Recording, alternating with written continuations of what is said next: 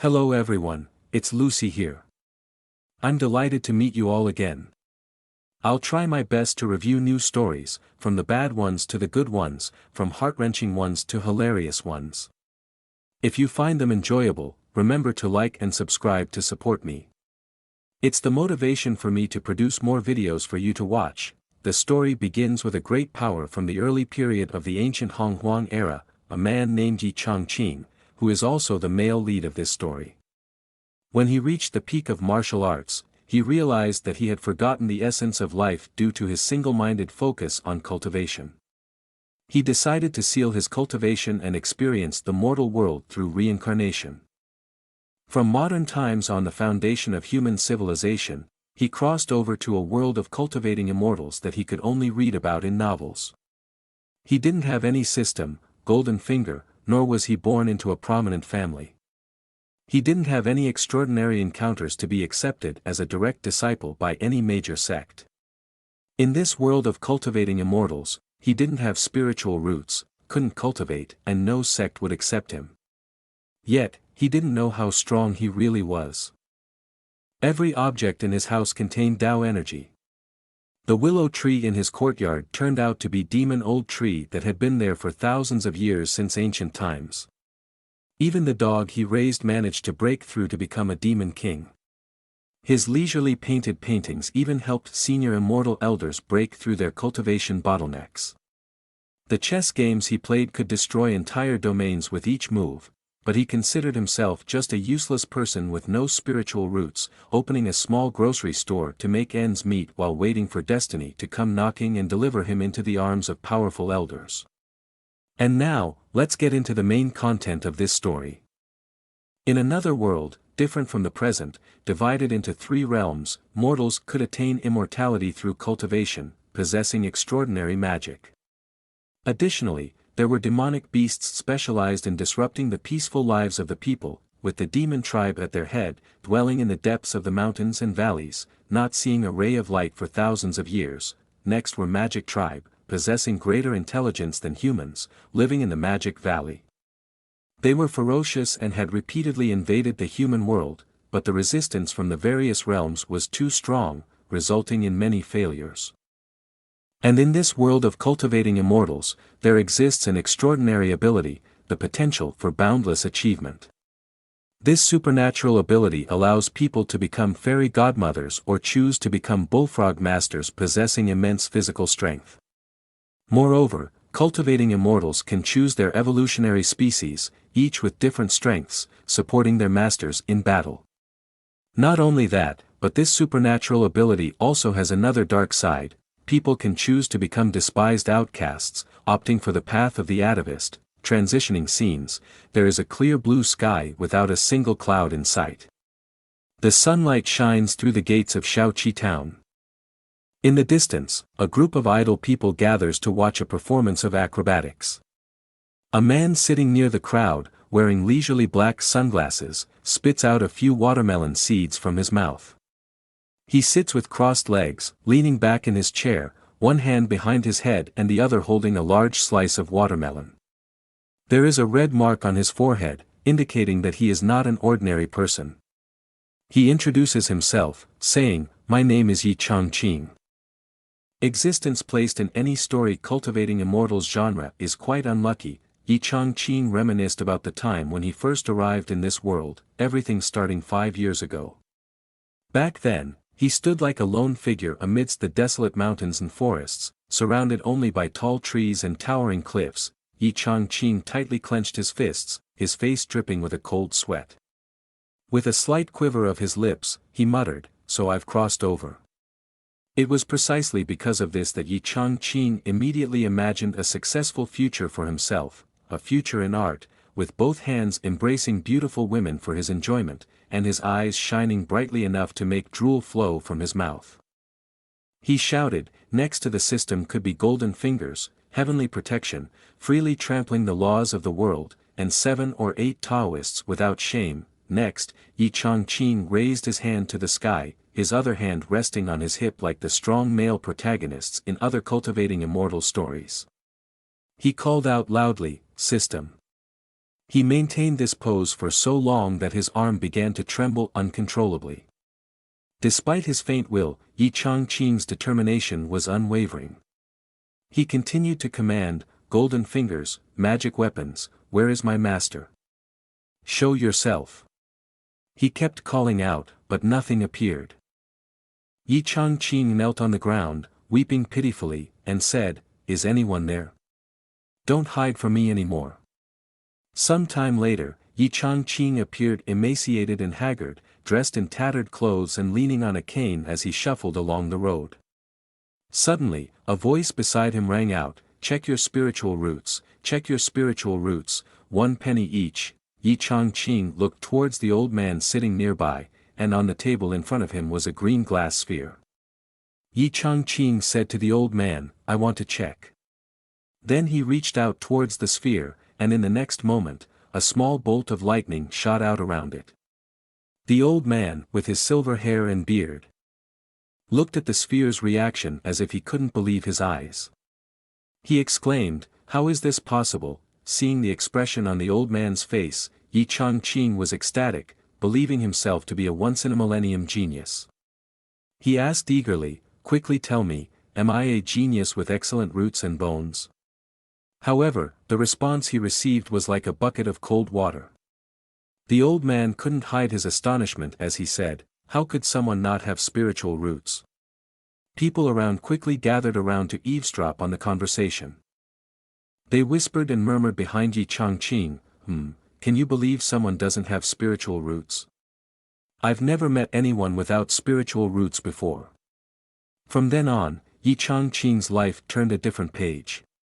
He recounted how, because he lacked spiritual roots, no sect was willing to accept him as a disciple. He went to many sects, pleading at their doors, "Please accept me," but as soon as they heard he had no spiritual roots, they all wanted to quickly send him away, saying, "Go away, we don't need a useless person without spiritual roots here." In the days that followed, he could only wander alone on deserted roads, feeling lost and abandoned. Eventually, he made a decision out of necessity, for the sake of survival. "I'll have to find a small town to settle in," and the place Yi Changqing chose was none other than Shaoqi town. His life quickly picked up pace as he opened a grocery store along the roadside, earning some money for meals. In addition, he relied on his teaching knowledge from his past life to support his family, standing in front of a classroom teaching the children in the town. In the classroom, there was only his voice speaking. Despite the initial hardship, Yi Changqing found life to be surprisingly gentle as time passed. He was indeed a dreamy person. While lecturing, his mind often wandered to various matters. He wondered, could it be that the peaceful life, without any struggles, makes me feel happy? Recently, I've noticed a sudden surge in my artistic abilities. With a pen in hand, he traced a few lines, and in an instant, a magnificent painting appeared. Even the calligraphy was flawless. Not only painting but also calligraphy, craftsmanship, all seemed to improve rapidly. Yi Changqing pondered each newfound talent, wondering, could this be my golden finger? But then, he snapped back to reality, hurling the pen onto the desk, breaking it in half. With frustration, he cursed, "What the hell?" Clenching his fists, he bitterly asked himself, in this world of cultivating immortals overrun by demons and spirits, where can I find a future in art? Finishing his sentence, one of his students let out a sigh. "Mr. Yi is daydreaming again." The child's words hit Yi Changqing like a bolt of lightning. He quickly regained his composure, hiding his embarrassment, and returned to his usual demeanor. Calmly, he picked up a wooden ruler and pointed to the board, saying, "Today's lesson is about the postnatal psychology of pigs." Despite Yi Changqing's lecture, the children below seemed disinterested, some were fighting, others chatting. Seeing this, he felt a surge of frustration, his blood boiling. He shouted, "Hey, hey, we're still having a class here." Immediately, one child retorted, "What are we learning? Immortals are coming to recruit disciples. My mom told me to go cultivate immortals." Another naive child chimed in, "That's right, my dad said the same. Reading books won't save mortals. The ultimate goal of the universe is cultivating immortals. Cultivating immortals is everything. Another little guy added, Mr. Yi, you don't have spiritual roots, so you wouldn't understand. A girl with upright hair also innocently spoke up. Mr. Yi, are you also interested in cultivating immortals? Yi Changqing was so angry he trembled, asking, how can you defile such purity without any basis? The kids quickly responded, don't worry, gentlemen, we won't do that. Hearing the comforting words, Yi Changqing breathed a sigh of relief, silently thinking, so they still know to respect their teachers. Just as he had this thought, the next words from the student slapped Yi Changqing in the face like a stinging blow, we're just mocking you to your face. Yi Changqing's eyes widened, grinding his teeth with frustration, wishing he could slap the kid silly right then and there. Suddenly, from outside came the words. The immortals are here. Seeing the immortals arrive, the disrespectful children quickly left, their faces beaming. They said, goodbye, Mr. Yi, go take the sect exam.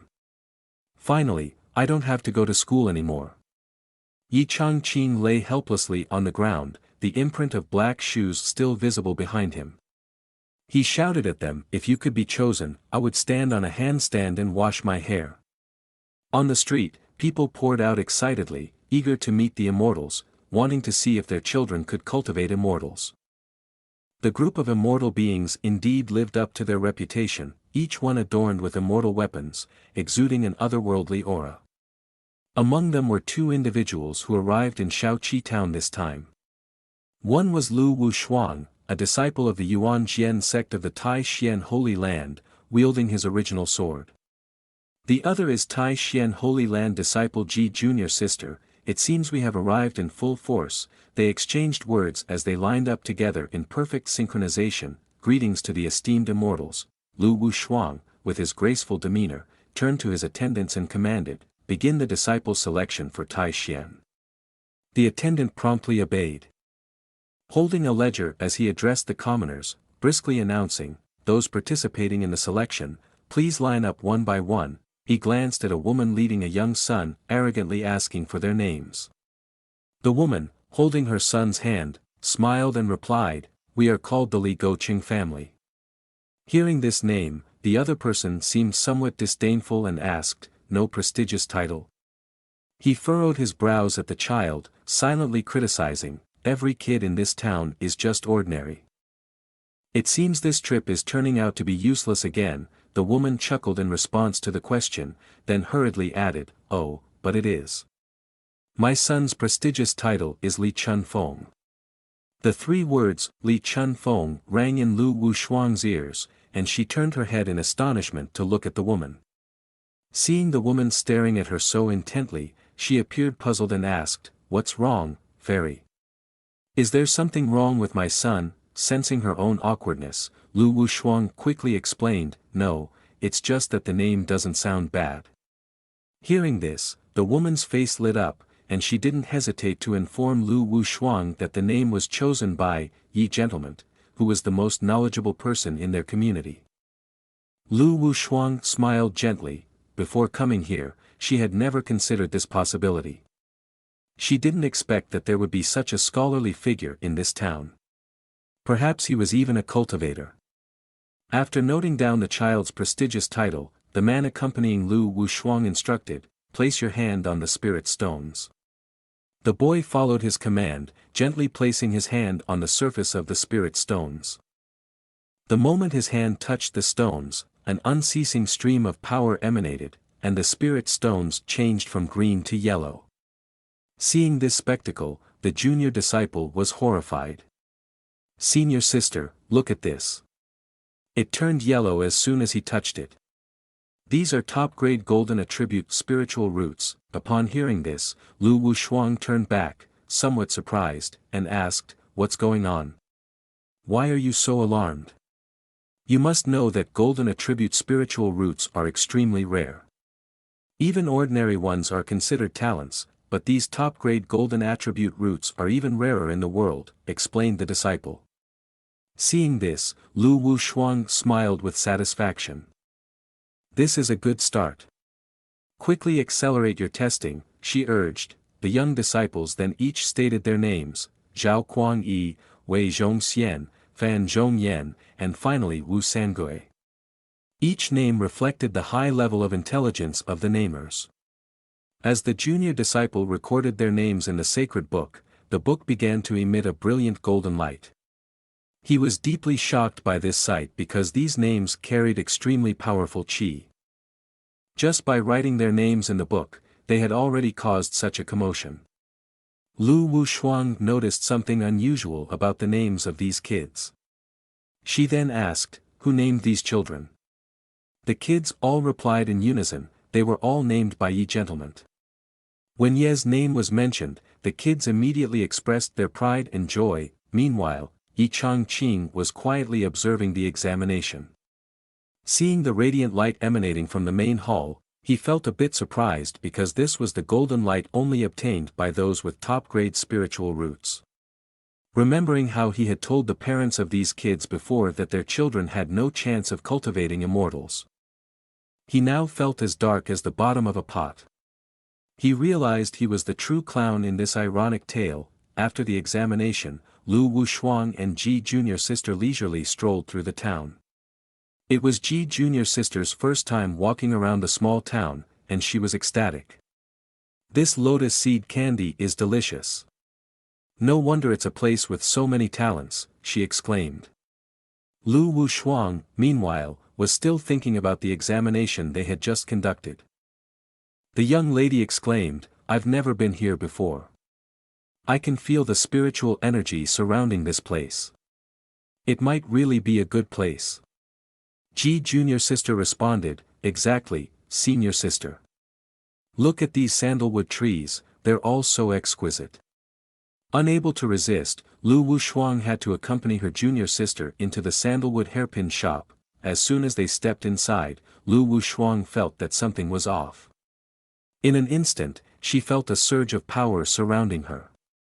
It was as if she was stepping into some kind of formation. She stood before a giant divine sword, bound by chains, emitting an aura of tremendous power that seemed to oppress the heavens and earth. It was only when Ji Junior Sister called her name repeatedly that Lu Wushuang snapped out of her trance. Seeing her senior sister in such a state, Ji Junior Sister was alarmed. Even Lu Wushuang herself was shaken by her own condition. Sensing a breakthrough inside, Lu Wushuang joyfully informed her junior sister that she had just entered the sixth realm of the Jin Yuan Sword Sutra. Ji Junior Sister, upon hearing this, expressed her astonishment. Lu Wushuang had only recently entered the fifth realm, so reaching the sixth realm typically required at least 7 years. She pondered silently to herself that merely reading the characters on the shop sign had caused her cultivation to advance significantly. The person who engraved this sign must be a powerful swordsman from a great sect. Realizing that everything seemed to be connected to the shop in front of her, Lu Wushuang promptly pulled Ji Junior Sister inside. As soon as they entered, intending to inquire a bit, she was startled and shaken. At that moment, Yi brother also noticed someone arriving and quietly rejoiced that they finally had a customer. Seeing Yi Changqing, Lu Wushuang was immediately struck by the thunderbolt of love at first sight, drawn to his expert-like demeanor. However, she quickly became disappointed because she couldn't sense any cultivator aura from Yi Changqing. Observing the two guests before him, Yi Changqing knew that his opportunity to make wealth had arrived. With their refined appearance and beautiful attire, they were undoubtedly disciples of the Tai Xian Holy Land. He was certain that they wouldn't care about the prices of the items. Thinking so, he enthusiastically introduced the goods in the shop to the two of them. "Feel free to look around, esteemed guests. The items in the shop are definitely beautiful, affordable, and especially not overpriced," Yi Changqing assured. As Lu Wushuang wandered around, she noticed a meticulously painted portrait of a swordsman emanating immense power. Instantly, she was alarmed by this power and quickly drew her own sword to defend herself. The potent force within the painting was overwhelming, and Lu Wushuang couldn't resist it. This might be the legendary Supreme Sword Technique. As she spoke, she felt the sword intent penetrate her meridians, causing her spiritual apertures to undergo a powerful breakthrough. After a while, she felt shaky but sensed something extraordinary had happened. She had broken through to the seventh realm of the Jin Yuan Sword Sutra. Immediately, Lu Wushuang eagerly grabbed Yi Changqing's hand and asked, "Who is the artist behind this painting?" Seeing the excitement in her eyes, Yi Changqing assumed she was genuinely interested in purchasing the painting and felt delighted, thinking, "It seems like this painting could fetch a high price today." Then, Yi brother confessed, "It's embarrassing to admit, but the artist and the person in the painting are both me, Yi Changqing." After introducing the painting, he also said, "This painting is just a self-portrait, nothing more. It's just a rough work done during my usual practice." Hearing this, both of them were stunned for a moment. Then Lu Wushuang expressed her amazement when she heard the words self-portrait and rough work. She could sense the sword intent in the painting, the essence of fire, which ordinary cultivators could not easily grasp. Seeing Lu Wushuang's overly excited expression, Yi Changqing modestly said, "I'm being laughed at by two fairies," but secretly he thought, "Who doesn't have illusions in this world? I exaggerated a bit, and these two ladies took it too seriously." Ji junior sister bluntly commented, "It's quite rough indeed, and this hairstyle and clothing style are just not appealing." Those words felt like a dagger piercing through Yi Changqing's heart, causing him to internally panic. Behind him, he couldn't help but exclaim in distress, "Ouch! Ouch!" while trembling. Seeing junior sister criticizing the masterpiece like that, Lu Wushuang became furious. She sternly lectured, "Your cultivation is shallow, and you don't understand the meaning behind it. It's best not to speak nonsense." These words were like a second dagger piercing through the protagonist. Saying her cultivation was low was akin to criticizing Yi Changqing, implying he lacked even spiritual roots. Yi Changqing had no idea he held such importance in Lu Wushuang's heart. To her, he was young but possessed an extraordinary aura, shining brightly with talent and potential. Why does the painting exude such unparalleled sword intent? Lu Wushuang pondered. She also thought, "I can't sense his cultivation aura. Could it be because his cultivation surpasses mine by far, or perhaps he's deliberately concealing it? Otherwise, how could there be such strong qi in this grocery store? A simple self-portrait can induce a breakthrough in cultivation." Thinking along these lines, Lu Wushuang bowed respectfully to Yi Changqing. "I, Lu Wushuang, a disciple of the Tai Xian Holy Land, pay my respects to the senior." Yi brother was taken aback and responded, "I am just a humble mortal. I cannot accept the title of senior." In Yi Changqing's heart, there was a profound sense of fear at Lu Wushuang's gesture, fearing she was bargaining for the goods. "Stop trying to get acquainted, I won't give you a chance to negotiate," he firmly declared. Lu Wushuang was astonished by Yi Changqing's humility. She heard him call himself a mortal, but in a place with so many spiritual traditions, to refer to oneself as a mere mortal was unusual. Seconds later, she understood. This senior must have an extraordinary cultivation level, so his seclusion must have a hidden purpose. If I speak carelessly and disrupt his intentions, it will displease the expert, she realized. Lu Wushuang's face turned pale as she continued to bow and apologize. Seeing her humble demeanor, Yi Changqing grew increasingly concerned, fearing she might rob his store. On the other hand, Lu Wushuang was even more anxious. She resolved to speak carefully with the senior to avoid offending him. Each had their own concerns. Moments later, Lu Wushuang stood up straight and revised her earlier statement. "Senior, you may not know, but since childhood, I have loved calligraphy and painting. Your masterpiece has inspired me greatly." Of course, he received the title senior with enthusiasm.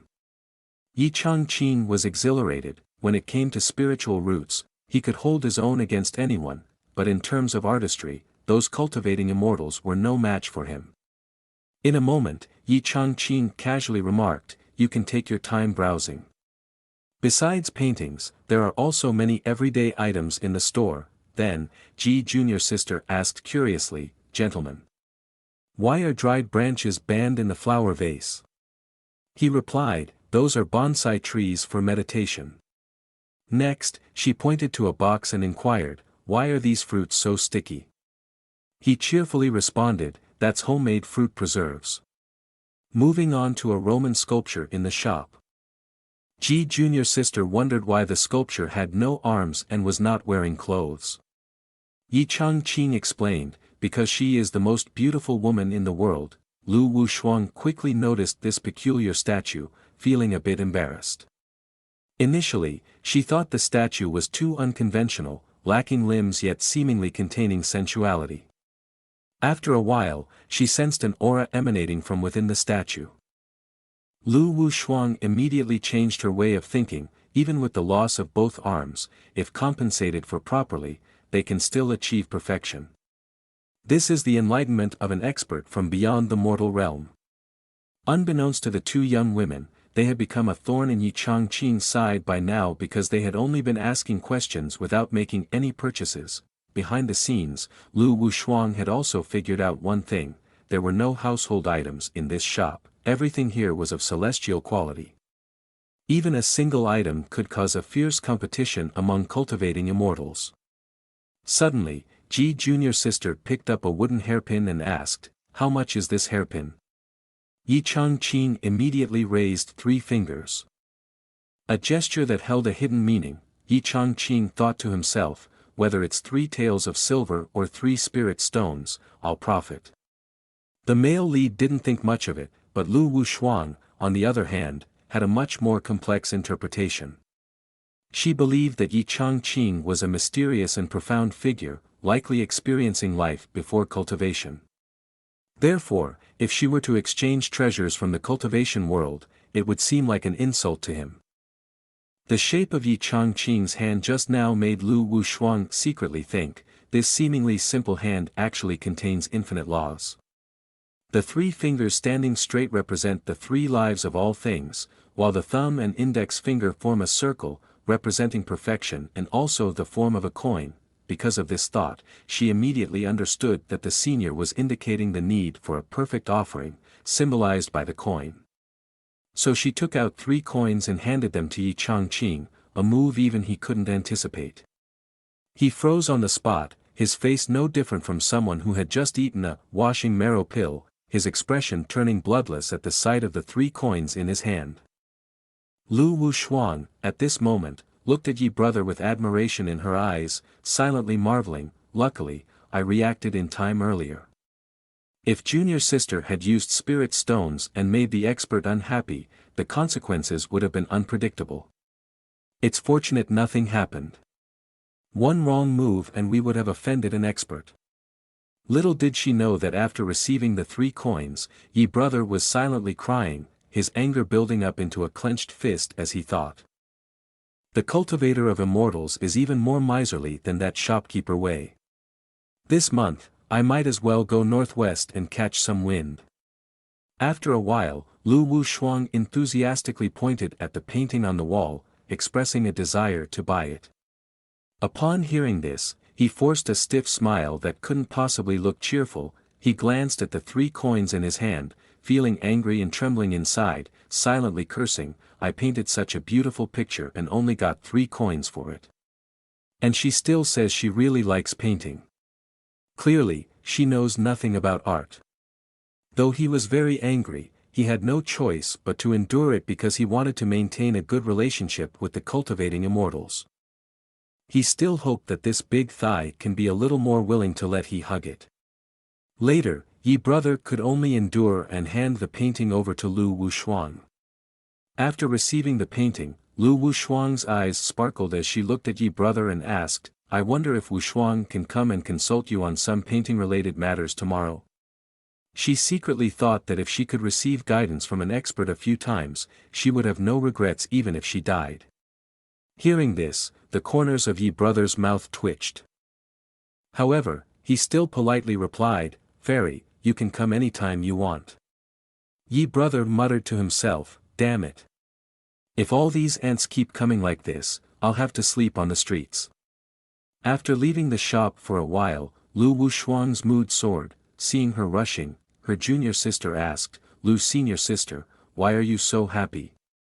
Upon hearing this, Lu Wushuang stopped and replied, "Just now, senior sister achieved a breakthrough to the seventh realm of the Jin Yuan Sword Sutra." Hearing this, Ji junior sister was shocked and couldn't believe it. "Senior sister, you're not joking, are you? It's only been a moment and you've already achieved a breakthrough. It takes at least 7 to 10 years to advance from the 5th level to the 6th. To break through to the 7th level, it would take at least 20 years. Could it be because of that young and handsome shopkeeper?"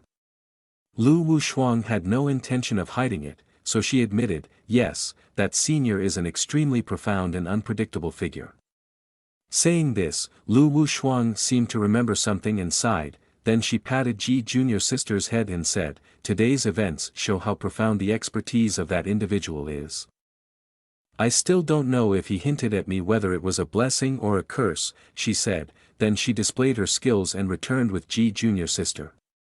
On the way, she also mentioned, "We should bring the new disciples to the Holy Land first to participate in the celestial body trial.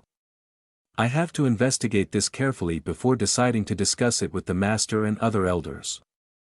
Meanwhile, Yi brother walked down the street with a sense of sadness, feeling hopeless because he had just sold his goods at a loss to the two young ladies, and now he was bankrupt. Ugly disciples were favored by the gods, selling a painting only earned him a few pennies. Yi brother, your life is as good as over. You'll have to live until when to end this scene of not having enough food and warmth." In the late afternoon, Yi brother arrived at an inn.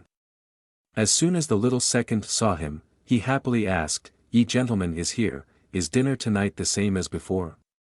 Yi brother, with a sad face, replied, "Today, I haven't earned much, just 2 small dishes and a bottle of wine will do." In the midst of his extreme sadness, suddenly an old man appeared.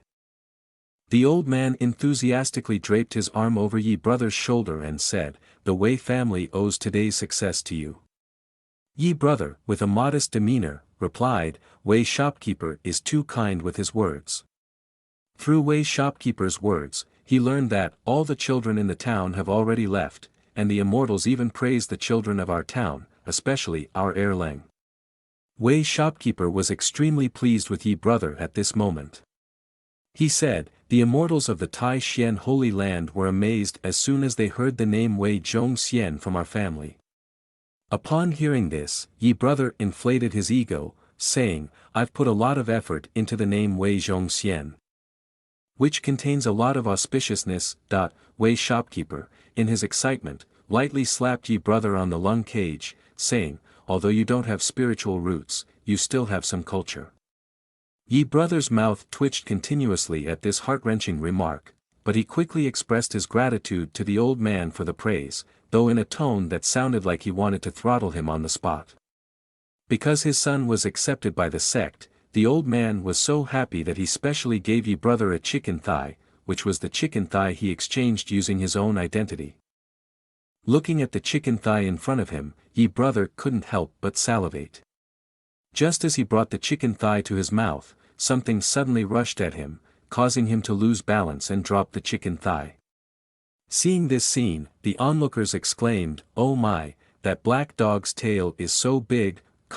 Once he regained his composure, Yi brother was shocked for 5 seconds. A black dog was gnawing on his chicken thigh while wagging its tail incessantly. At that moment, he also recognized it as He Huang, a dog he had once raised. He Huang happily licked him in a familiar manner. Just then, 2 others approached and asked, "Yi gentlemen, is this the dog you lost many years ago?" Yi brother let He Huang continue licking his face as he replied, "Yes, that's him." Immediately after, he stretched out his leg to push He Huang away and said, "You got it, don't lick it anymore." Going back 2 years, Yi brother had taken in a black dog of unknown breed and named it He Huang. At the time, it was sitting under a tree in the rain, shivering uncontrollably. Feeling sorry for the helpless creature, he decided to bring it home. Every day, he would cook rice for it to eat, but it was strange. The bowl of rice looked poisonous, and He Huang would cry and hide behind the tree, afraid to come out. After raising it for a while, He Huang disappeared, and the wall turned into a large hole. At that time, he thought it had become prey for wild animals. Now, upon returning, Yi Brother's feet were soaked with He Huang's saliva.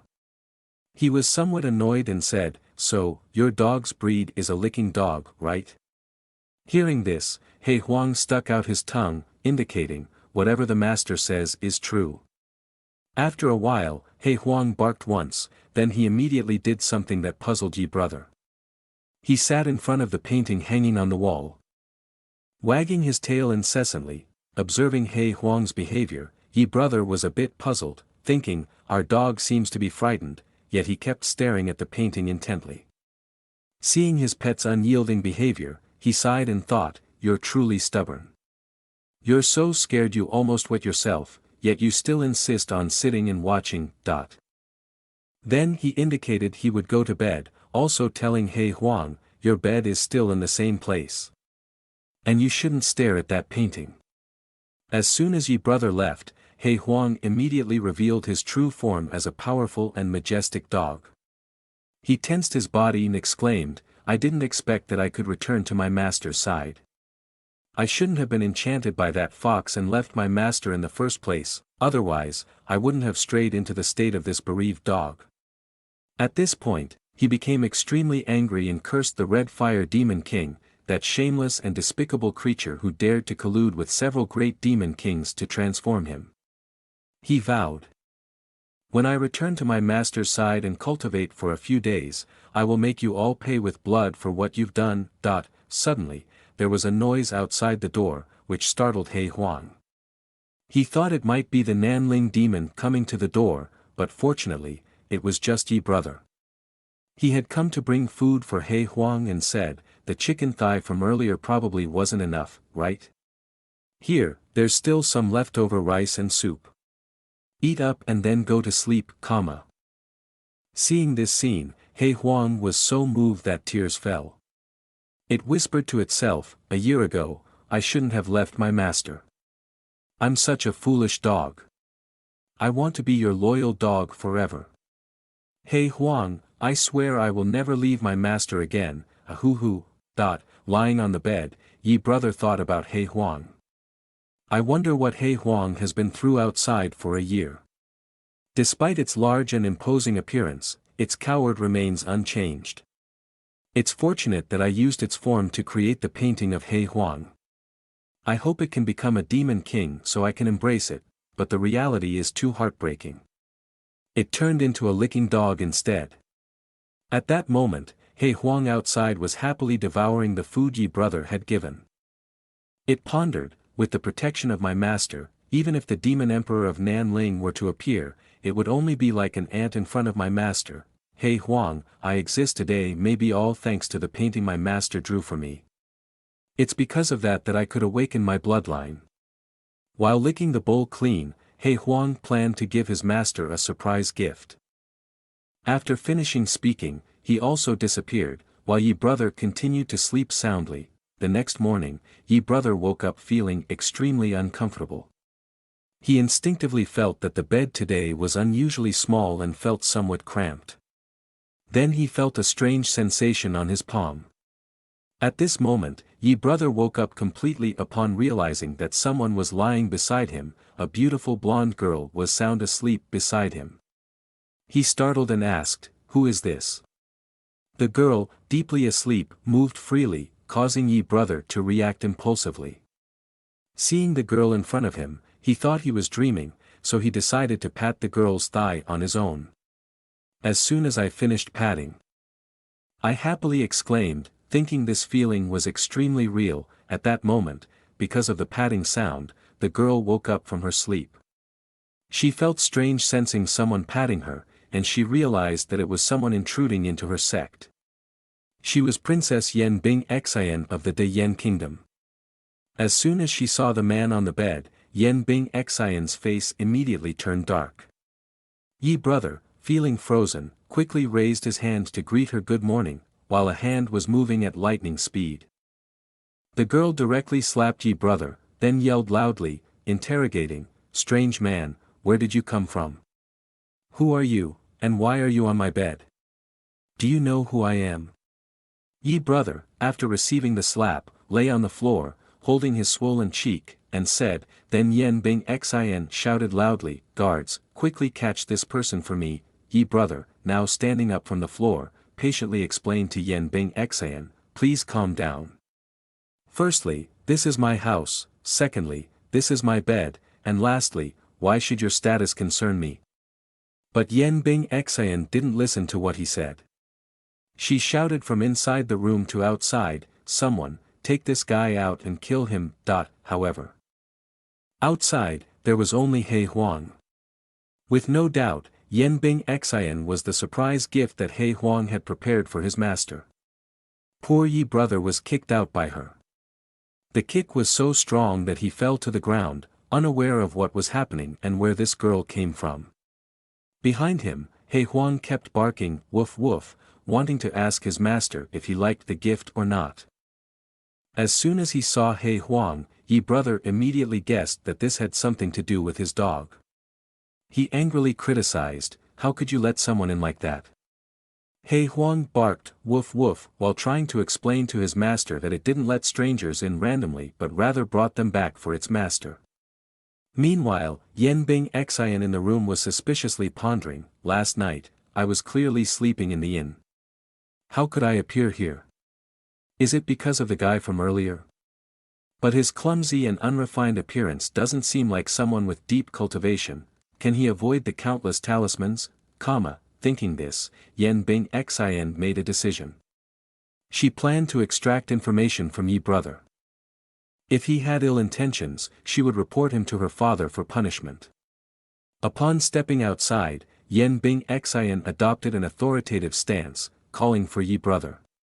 Seeing no response from him, she swiftly walked ahead. Spotting Yi brother playing chess, she scolded, "Hey, I'm calling you. Why aren't you coming over?" Seeing him still ignoring her, she walked briskly towards him. Yen Bing Xin sneered with disdain, "A little thief like you, pretending to be elegant and playing chess here." Just as she was about to reach out to overturn the chessboard, her arms suddenly lost control. She panicked, not understanding what was happening and why it was so terrifying. In an instant, she felt the breath of the chess formation enveloping her, accompanied by a terrifying aura. The force seemed to crack her head open, and she desperately thought, "Is there anyone to rescue me?" Meanwhile, Yi brother noticed the figure before him. Seeing Yen Bing Xin's shriveled appearance like a soulless body, he suspected that she had transformed into this horrifying state after waking up. "Could it be that she's planning to stage a robbery on me?" He Huang, beside him, also sensed that something was wrong. It knew that its master's chess formation contained countless celestial principles and energies. A mere foundation establishment cultivator like her, whether in the strong divinity or void realm, wouldn't be able to withstand it. Then, He Huang thought, "Forget it, because this is the gift I prepared for my master, so I had no choice but to intervene and save her once." He Huang entered the dream realm where Yen Bing Xin was trapped. Upon seeing He Huang rushing in, she recognized, "That's the black dog from outside. It's able to break the illusion realm of the chess world and help me." Before she could think further, she was overwhelmed by the power, unable to comprehend what was happening anymore. She began to fall deeper into the dream realm. He Huang sensed that something was amiss. Yen Bing Xin's foundation establishment cultivation stage was too weak, and she was being pressured by the vast avenue, causing her soul to separate. He Huang then followed the direction of Yen Bing Xin's descent. Suddenly, within the chessboard, the figure of Yi brother appeared. He seemed like a great power determining the fate of the world, preparing to make a decisive move representing the ultimate chess principle. Below the chessboard were black and white chess pieces, along with the soul of Yen Bing Xin descending. After making the white move, the game was over. Yi brother chuckled and said triumphantly, "Little He Zi showed off her chicken feet, right? This end game has finally been resolved by me." After a while, she regained consciousness but didn't understand why she was kneeling on the ground. Yen Bing Xian was startled and trembling, thinking to herself, just now, I felt my soul drifting, like I just took a stroll through the gate of hell. It's terrifying. Thinking this, Yen Bing Xian glanced at He Huang, pondering, he might have broken the illusion realm of the chess world to help me. Perhaps this black dog already has the cultivation of a demon king. He Huang's appearance was just like an ordinary black dog, no one would have guessed it was a demon king.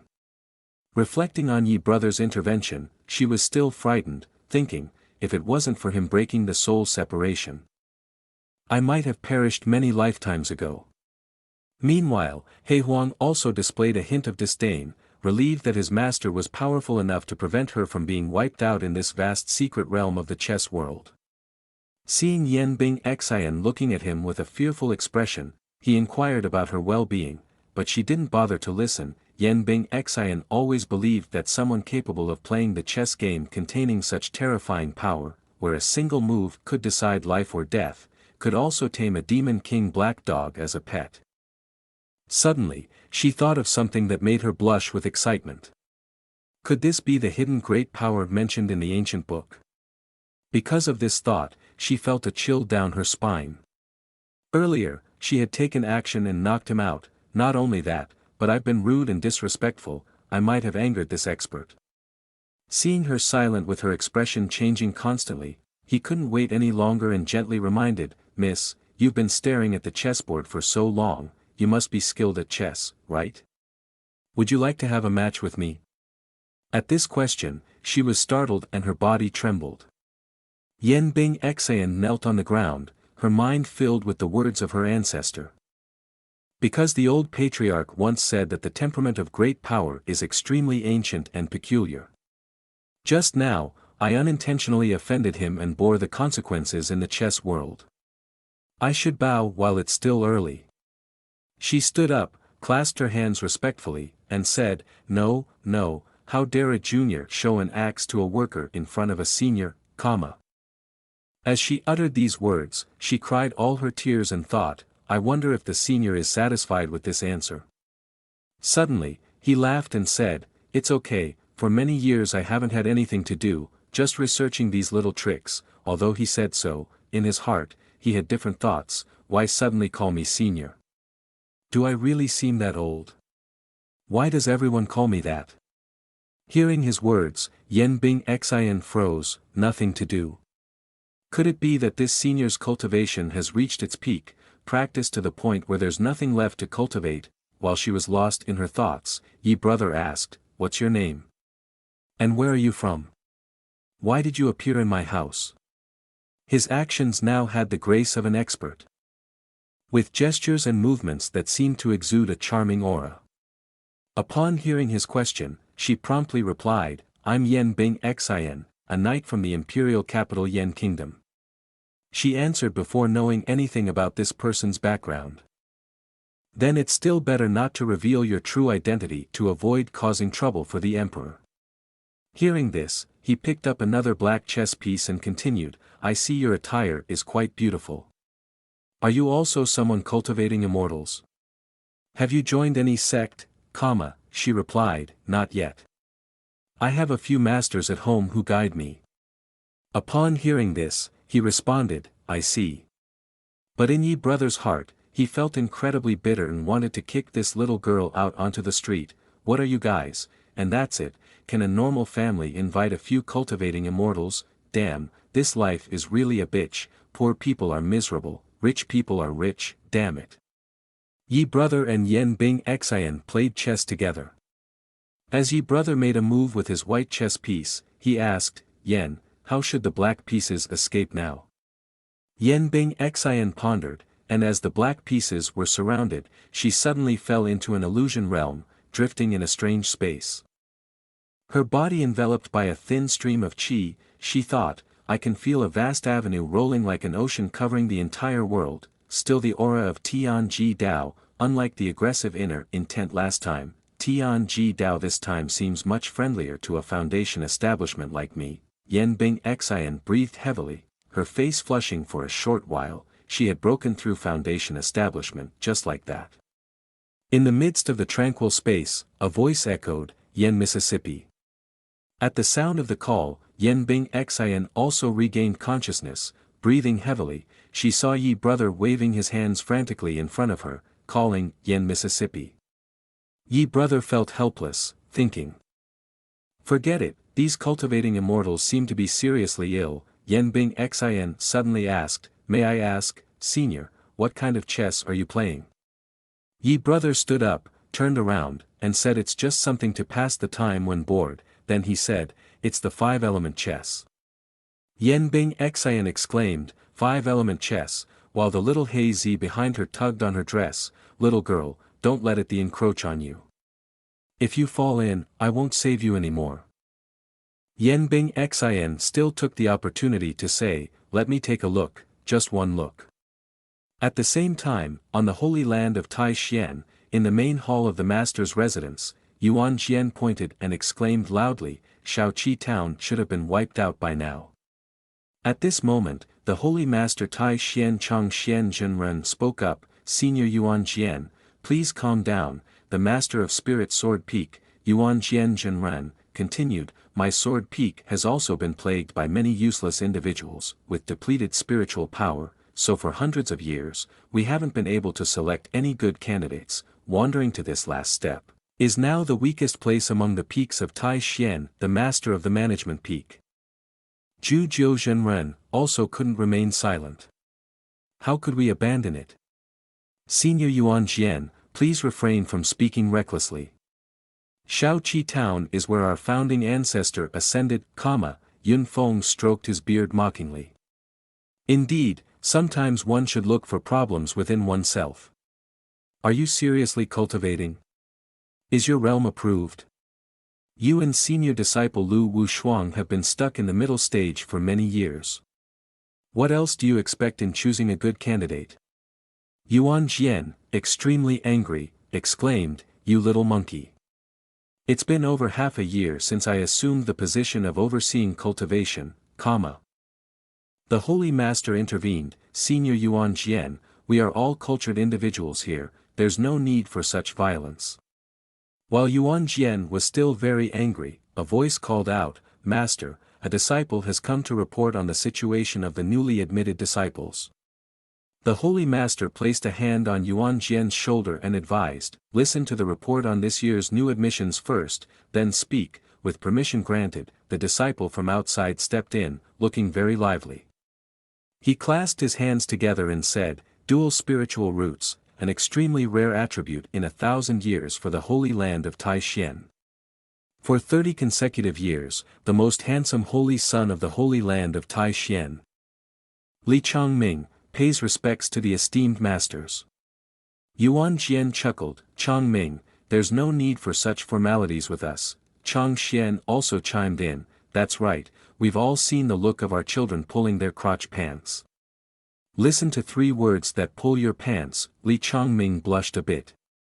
He coughed a few times to regain his composure and then said, "This time, the holy land of Tai Xian has accepted 180 new disciples, with 100 disciples having low-grade spiritual roots from Changyang, Dong Lai, and Anyi." Upon hearing this, Zhu Jiu Zhenren cheered happily, "They all belong to our sect's jurisdiction." Li Changming continued to read, 72 disciples with mid-grade spiritual roots from Jinyang, Tang, and Huiyan. Upon hearing this result, Yun Feng Zhenren was extremely pleased. "That's fantastic, Yuan Jian brother, it's been over 5 years since we were there. How is it that even with Shaoqi town under your control, you don't have any mid-grade spiritual roots?" Mocked by Yun Feng, Yuan Jian was filled with anger, causing his body to tremble. Unable to contain himself, he angrily drew his sword. "What kind of nonsense is this about the ascended heritage of our sect's founder? I must level Shaoqi town to the ground." In the midst of Yuan Jian's agitation, Li Changming spoke again, 1 disciple with high-grade spiritual roots, and 7 disciples with top-grade spiritual roots are from Shaoqi town. His expression changed abruptly as he asked in disbelief, "What did you say? 7 top-grade spiritual roots disciples from Shaoqi town?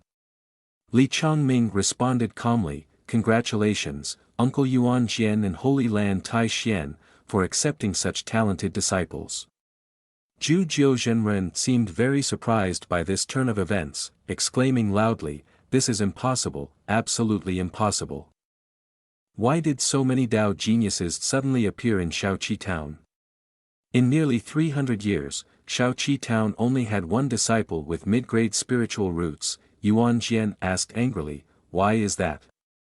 Do you only allow yourselves to accept 3,000 disciples? Do you only allow disciples with top-grade spiritual roots?" Zhu Jiu quickly replied, "Holy Master, who knows if the disciples were audited and reported false data just to maintain appearances? Holy Master, please investigate." The Holy Master paid some attention to this matter and said, "Wait a moment." He personally held the list in his hand and examined it, while Yun Feng and Yuan Jian also leaned in to take a look. Yuan Jian's eyes sparkled with excitement as he scanned the list.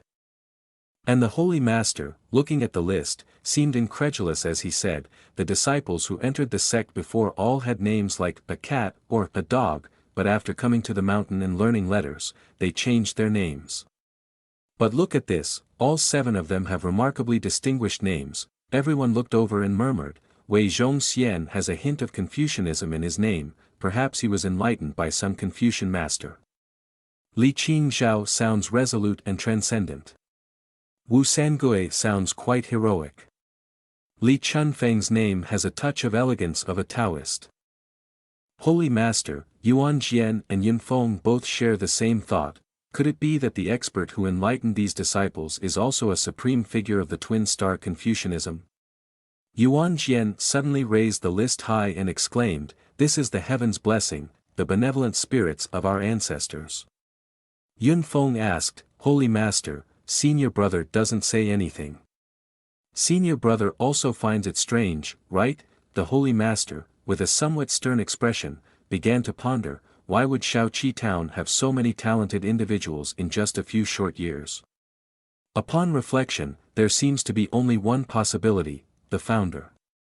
Could it be that the founder who ascended at Shaoqi town in our sect has returned to enlighten these children? At this moment, Yuan Jian was still jubilant, cheering, "My spirit sword peak is saved." Yun Feng, upon hearing the good news about Yuan Jian's Shaoqi town, seemed less pleased and said, "It's still too early to draw conclusions. Let's wait for the results of the trials before determining anything." Chang Xian pondered for a moment and added, "Indeed, since ancient times, the trials have been the test of the aptitude of new disciples entering the sect. Even if Chongming had top-grade dual attribute spiritual roots, it would still take 7 hours to reach the peak." Li Chongming, hearing this, quickly corrected, "It's actually 6 hours and 3 minutes, but Yi Yun and Yuan Jian resumed their argument. Yun Feng Zhenren raised his voice, "Yuan Jian, if your disciples can't even reach the foot of the mountain, then even if their spiritual roots are top grade, it's just wishful thinking." Yuan Jian vehemently protested, "I wonder who's feeling jealous." At that moment, a loud voice suddenly echoed outside the main gate, prompting the elders and the Holy Master to step out. They discovered Lu Wushuang and the children waiting outside. Lu Wushuang bowed and said, "Disciple Lu Wushuang has brought 7 new disciples to pay respects to the venerable masters." The Holy Master sternly asked, "Eldest niece Wushuang, how dare you intervene in the latter trial?" Lu Wushuang replied, "Disciple dares not. Disciple just arrived and found that these 7 disciples had already passed the latter trial and were waiting here." The Holy Master and the 2 elders were stunned to hear this. "They've been waiting here from before." At the summit of a mountain sits a sect, where a group of young disciples are bowing to their master to join the sect. Each disciple bows and addresses the master. Disciple Li Go, Li Chun Feng, pays respects to master, followed by disciple Fan Zhong Yan, disciple Wu Sangui, bows to master, and the last one, Wei Zhong Xian, pays respects to master. When Holy Master Tai Xian sees his 3 obedient disciples, tears well up in his eyes as he says, good children, rebuilding the glory of our spirit sword peak, I cannot refuse." Holy Master then extends his hand towards Chun Feng and calls him over, Chun Feng, come here. He then places his hand on Chun Feng's head and continues. Let me check your spiritual roots. Chun Feng obediently stands still for the master to examine his spiritual roots. After inspecting Chun Feng's spiritual roots, Holy Master Tai Xian is astonished and exclaims, these are celestial-grade spiritual roots nurtured by the southern heavenly qi. Lu Wushuang, observing from outside, hears the master's reaction and approaches to ask, Holy Master, what is southern heavenly qi? What are celestial-grade spiritual roots? Seeing that his disciple doesn't understand, the master explains, when cultivating to a very high realm, one can resonate with the vast avenue and open up the spiritual avenue. It's called the southern heavenly qi, he continued, and the celestial-grade spiritual roots, as the name suggests, have been nurtured by the southern heavenly qi since childhood. He added, only then can one obtain such supreme attribute spiritual roots. Holy Master stroked his beard and furrowed his brow, saying, 1,000 years ago, our 5 great holy lands once joined forces, intending to create a place with the southern heavenly qi, but after several attempts, all failed. He looked at the group of young disciples bowing to him, wondering, where did Shaoqi town's leader with the southern heavenly qi come from? Moreover, how did they already produce 7 celestial-grade spiritual roots like this? The 3 senior figures standing outside watching the disciples bowing to the master echoed each other's thoughts. Yun Feng Zhenren chuckled, if what you say is true, then the cultivation of the individuals in Shaoqi town is truly formidable. Following Yun Feng's words, Jiu Zhenren added, if I could witness their demeanor once, I'd have no regrets in this lifetime. Yuan Jian Zhenren, listening to their conversation, burst into laughter, without coming to our Tai Xian holy land, they probably wouldn't even consider us. Lu Wushuang, standing outside, seemed to have sensed something. She quietly thought, it seems I've underestimated the senior's cultivation as too conservative, unexpectedly causing even the Holy Master to feel apprehensive. The Holy Master turned to Yuan Jian and said, Yuan Jian, you and Wushuang lead these 7 disciples who have joined the sect back to Spirit Sword Peak.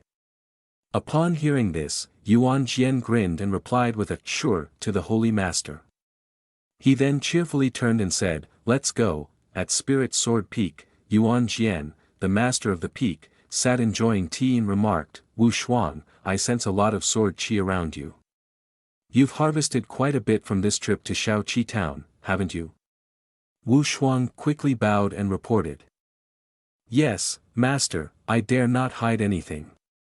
I've broken through to the 7th level of the Jin Yuan Sword Sutra.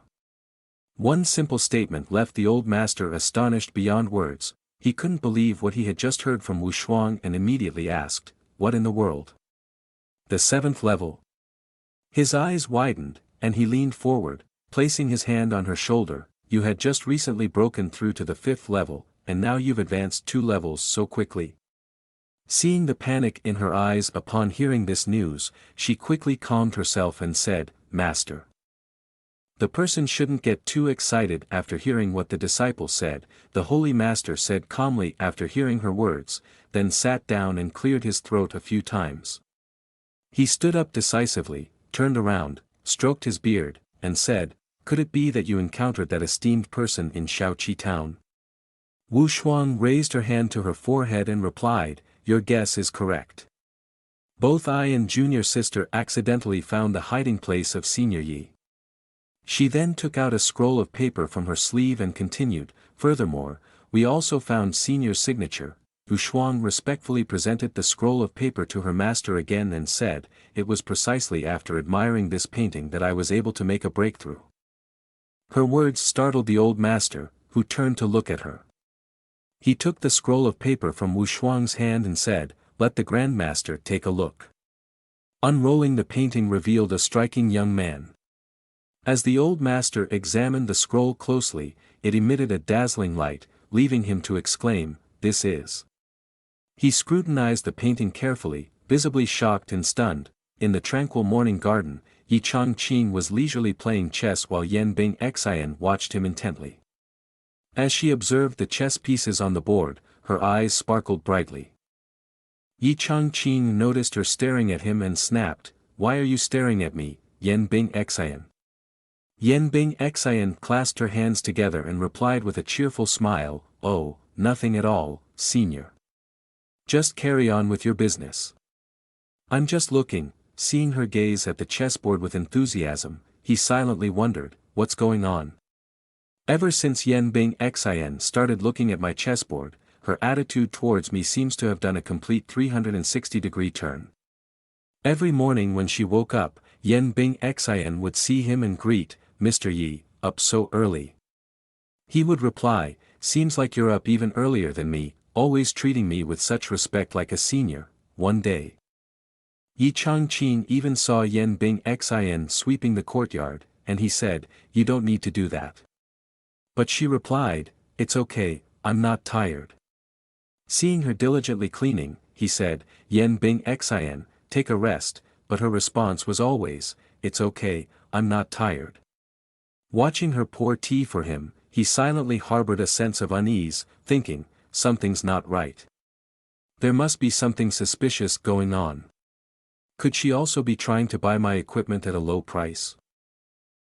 Yen Bing Xian happily poured tea for him and invited, "Please, Mr. Yi, have some tea." Suddenly, he assumed that she was fond of his handsome appearance, and his body, hungry and thirsty, couldn't resist. He silently congratulated himself, "I mustn't treat others poorly." Yi Changqing moved the chess pieces on the board and called out, "Miss Yen," then raised his finger with a smile, "How about we go out and buy some food? Today, I'll cook a special braised pork dish that I've just researched." At the bustling marketplace, where traders and buyers swarmed, everyone waved and greeted Yi Changqing warmly. Yen Bing Xian followed behind, admiring him silently. Indeed a senior, his graceful gestures and noble demeanor shine wherever he goes. Receiving warm greetings from everyone, when they reached the vegetable stall, Yi Changqing pointed and remarked, "You dare to sell these wilted vegetables for 8 penny per half kilogram? Are the leaves made of gold or is the stem made of gold?" The vendor glared at him and retorted, "If you think it's expensive, don't buy it." Then she continued, "Are you buying or not?" Seeing Yi Changqing negotiating with the stall owner, Yen Bing Xian felt happy inside. Clearly, he is an outstanding strong individual. But I didn't expect him to be so modest and amiable. The two continued to the meat counter, where the meat seller warmly welcomed them. "Mr. Yi, what are you buying today?" Yi happily replied to the stall owner, 1 kilogram of premium pork belly." The meat seller cheerfully responded, "Sure thing," then handed him a neatly cut piece of meat. After giving the change back to Yi Changqing, the meat seller asked, "Is Mrs. Yi accompanying you today?" This remark made Yen Bing Xian blush and stand in a corner, feeling embarrassed. When teased by the meat seller, she covered her red face and silently thought, "Mrs. Yi, is he talking about me?" Yi Changqing hugged the bundle of vegetables, waved his hand, and chuckled, "You're thinking too much. Yen Bing Xian is my guest." The meat seller exclaimed loudly, "I heard Mrs. Wang next door say a few days ago that there was a lot of noise from your house. Take care of your health." Seeing Yen Bing Xian's embarrassment at the meat counter, Yi Changqing scratched his head awkwardly and said, "Yen Bing Xian, the people of Shaoqi town are straightforward. Yi brother knows you want to go to the imperial capital. I hope you don't keep it in your heart." Yen Bing Xian waved her hand shyly and said, "No, no." Yi Changqing turned around with a grimace and said, "Hurry back to the imperial capital, Mississippi. Our small sect and family really can't afford to keep you." She smiled happily and quietly muttered the words "Mrs." under her breath. Suddenly, the crowd in the market panicked when they saw a group of armed people. Everyone shouted, "Run! Get out of the way!" The group of bandits brandished their swords, and one of them sniffed the air, pointing to a spot and said, "Boss, I smell He Huang's breath. He must be in there." Another person shouted loudly, "Good. Just bring that shameless He Huang back to the Red Fire King, and we'll surely be rewarded." The crowd laughed and cheered. "He Huang is badly injured, and now he's back to his original form. Our luck has turned." one of the bandits kicked the door open and shouted, "Little He Huang, come out here." He glared at He Huang angrily and shouted, "Today, I'll make sure you have nowhere to bury your body." He Huang looked disdainful and said, "You foolish pigs, your guts aren't small, huh? Daring to chase me here." The crowd saw little He Huang and rushed forward. "You've been beaten to a pulp and you still act tough. Get your little disciples over here." The little He Huang manifested his fierce soul and said, "Even if the Red Fire himself were to come in person, it wouldn't be enough to intimidate our master's Taoist sect.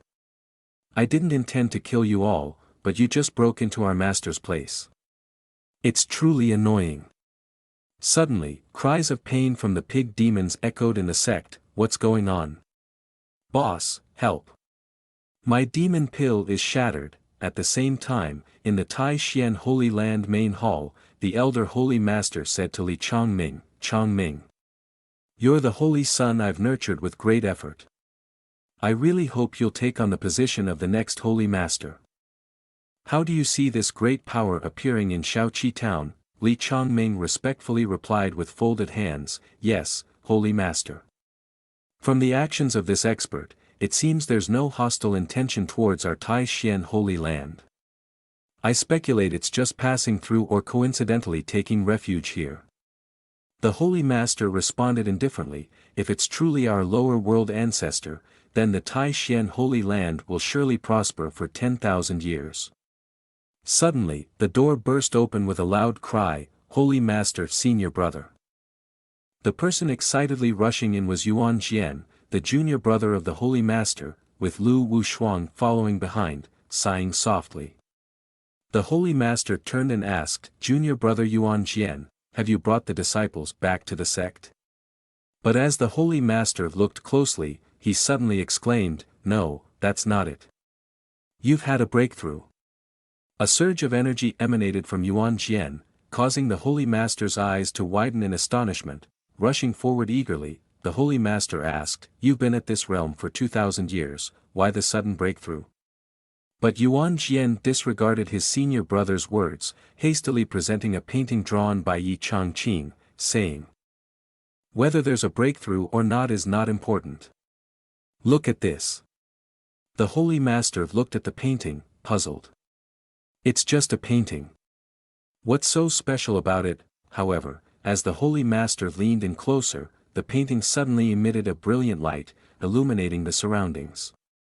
The image of Yi Changqing sitting cross-legged appeared. The Holy Master was greatly surprised. "What is this situation?" Surrounding Yi Changqing were countless swords poised to strike, the light blindingly bright. Along with that, countless sword chi appeared, leaving everyone astonished. "What's happening? Where is this sword chi coming from?" Wu Shuang quickly reminded, "Holy Master, please close the painting." The intensity of this light made it difficult for Lu Wushuang to keep her eyes open. The Holy Master promptly reacted, closing the painting, his breath quickening as he tightly held it in his hand, but after a brief moment, the entire mansion was filled with swords scattered everywhere. The Holy Master looked at these swords, but in the blink of an eye, they gradually vanished. The Holy Master, filled with excitement, placed his hand on Yuan Jian's shoulder and asked, "Junior brother Yuan Jian, where did you obtain this painting? The sword chi contained within it surpasses my understanding." Yuan Jian glanced at Lu Wushuang behind him and said, "Let Wushuang explain." Lu Wushuang, upon being mentioned, quickly bowed and replied, "Yes, Holy Master. This painting was gifted by a senior expert in Shaoqi town, who also allowed me to learn from them at any time." Hearing this, Li Chongming hurriedly asked, "Junior sister Lu, is what you're saying true?" Lu Wushuang solemnly affirmed, "Absolutely no falsehood, junior sister, and I can testify to that." Upon hearing this, the Holy Master suddenly burst into laughter. Yuan Jian and Li Chongming asked in confusion, "Why is the Holy Master laughing?" Pausing, the Holy Master joyfully exclaimed, "Tai Xian Holy Land is blessed now.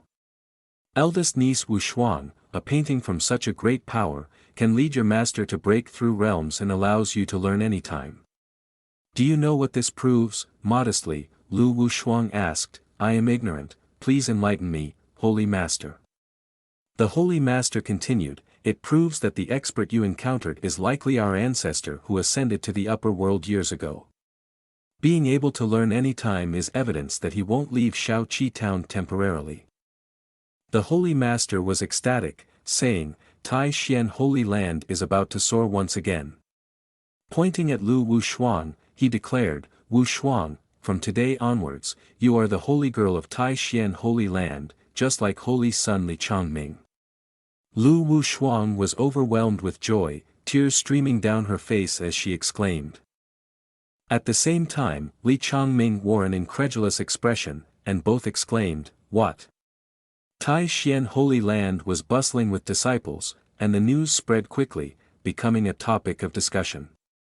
I heard that Lu's senior sister of Spirit Sword Peak has been appointed as a holy girl. Is this action by the Holy Master too rash? Ji junior sister paid attention to those gossips, and Lu Wushuang could clearly hear them too. However, they continued their discussion.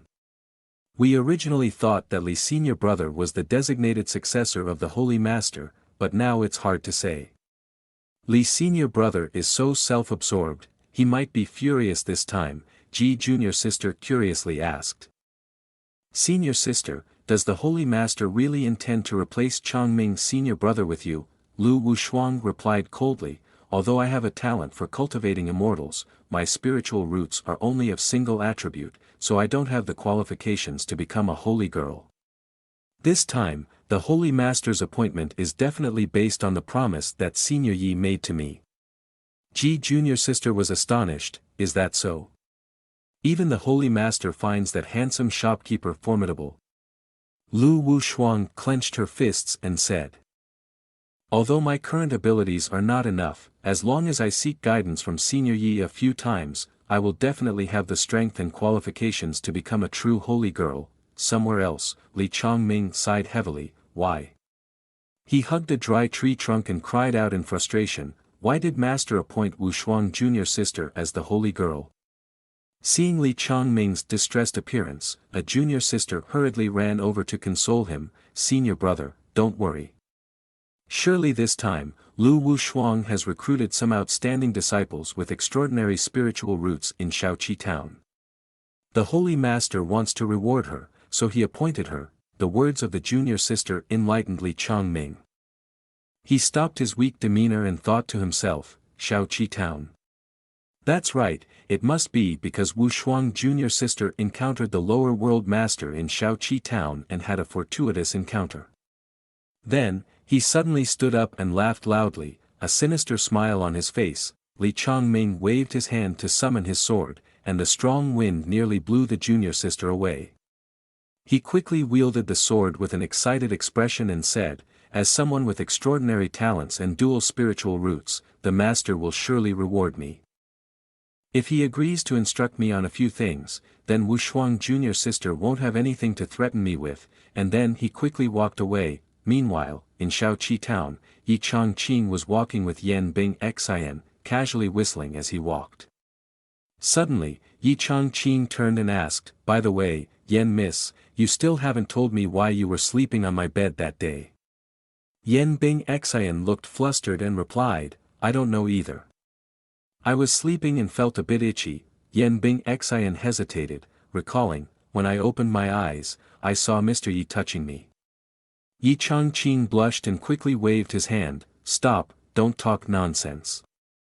I haven't done anything, but Yan Bing Xian grabbed his hand, which was waving in confusion, and said, I understand someone like Mr. Yi, of course, you're not interested in such trivial matters. Our meeting must have been guided by fate. Yi Changqing's embarrassed face made him think, what misunderstanding is she having? I'm actually very interested in those matters. Turns out his inner thoughts weren't very consistent. But he suddenly shed tears, feeling warm and aggrieved as 2 lines of tears flowed down, thinking, it's just a pity that I don't have cultivation. Facing the noble daughter of the capital, I really dare not act. Suddenly, Yi Changqing's gaze collided with something, and before him was a trembling Li Changming. He wondered, who is that? Li Chongming trembled and said, why is it like this? Suddenly, he couldn't control himself and shouted, why does Shaoqi town have a monster like this? Going back a moment earlier, Li Chongming had already entered Shaoqi town with his sword drawn. Observing the area, he thought to himself, indeed, as my master said, the spiritual veins beneath Shaoqi town have surged again. He quickly made his way with his sword. Now, at Yi Changqing's general store, Li Chongming didn't hesitate to come down. I found it. This is the place with the most intense aura, he thought to himself. Li Chongming looked up and suddenly saw a sign emitting a powerful light. He quickly realized something and shouted, this is not good. Immediately after, a sword appeared and rushed towards him, aiming straight at Li Chongming and piercing through him. Li Chongming bent over, panting, thinking, although I don't cultivate sword Dao, I can still sense the immense power contained within it. Wu Shuang junior sister must have received her fate here. I have indeed arrived at the right place. With that, Li Chongming clasped his hands over his chest and sincerely bowed, saying, Li Chongming, holy son of Tai Xian Holy Land, pays respects to the ancestral master, but all he received in return was a gust of wind and silence. Seeing the wide-open door, he wondered, could it be that the ancestral master has already left? Then Li Chongming decided to step inside, thinking, although it's not appropriate to suddenly enter the ancestral master's residence. I have hidden from my master to come out. There isn't much time to stay here, so I must gain something this time. Li Chongming entered the room, standing before something covered in fur and foliage, and said, I am Li Chongming, disciple of Tai Xian Holy Land, but before he could finish his sentence, the body of the giant beast emitted a powerful aura, surrounded by the carcasses of wild animals. It turned its head, its wolf-like eyes glaring at Li Chongming, then the giant wolf rushed towards him without any hesitation. This sight frightened Li Chongming to the point where his eyes widened and he screamed silently. Damn of Demon King! He exclaimed in fear, collapsing to the floor, his body trembling uncontrollably as he wondered, why would a Demon King-level beast appear in such a small town? Suddenly, a hand rested on Li Chongming's shoulder, and then Yi Changqing appeared, his presence ominous, causing Li Chongming to scream out loud. Yi Changqing reverted to his gentle demeanor and asked, what happened to you, young master? Li Chongming, shivering, pointed inside and stammered, there's. His incomplete words piqued Yi Changqing's curiosity about his own store. What's in my shop? He inquired. Learning of Li Chongming's shock, he exclaimed, in your shop. Yi Changqing bent down to pick up the bag of vegetables and replied, yes, I am the owner of this grocery store. He hugged the bag of vegetables and began to approach, asking, is there something strange in the room? Li Chongming, kneeling helplessly on the ground, tried to stop him. Wait, it's dangerous. Yi Changqing stepped into the house, inspecting it thoroughly. Let me see, he muttered. However, the scene inside the house left him utterly astonished. There were numerous wild boars in the room. He wondered, why are there so many wild boars here? Then he clapped his hands, exclaiming, ah! I understand now. Yi Changqing handed the basket of vegetables to Yan Bing Xian, saying, Miss Yan, could you please take these items to the kitchen for me? Then he turned to Li Chongming and said, young master, I believe you've misunderstood something. Li Chongming, bewildered, asked, misunderstood? Misunderstood what? Still at Yi Changqing's shop, he carefully explained, while my shop occasionally buys some items from the mountains, we don't buy wild boars. Li Chongming, once again puzzled, asked, what do you mean? Not buying wild boars? Li Chongming looked horrified at the beast's corpse, thinking, does he want me to clean up the demon corpses in the room for him? Big Dog ran up to Yi Changqing, barking a few times. Li Chongming's gaze stopped on the dog, and as soon as he saw it, he quickly stepped back 3 meters, trembling, pointing and unable to speak. It. Yi Changqing lifted up De Hei's head and introduced, this is the pet that I raise. Though a bit silly, don't find it too strange, but while Yi Changqing wasn't paying attention, De He looked at Li Changming with a fierce expression. Li Changming was terrified to the point his face drained of color, silently thinking, could he be turning a demon king-level monster into a pet? Could this person be? Taking a deep breath, Li Changming quickly bowed and said, Li Changming, disciple of Tai Xian Holy Land, pays respects to senior. I purposely came here today to seek guidance. Yi Changqing was taken aback, blurting out, huh? His face turned pale as he thought, another person from Tai Xian Holy Land, calling me senior. It's definitely not a good sign.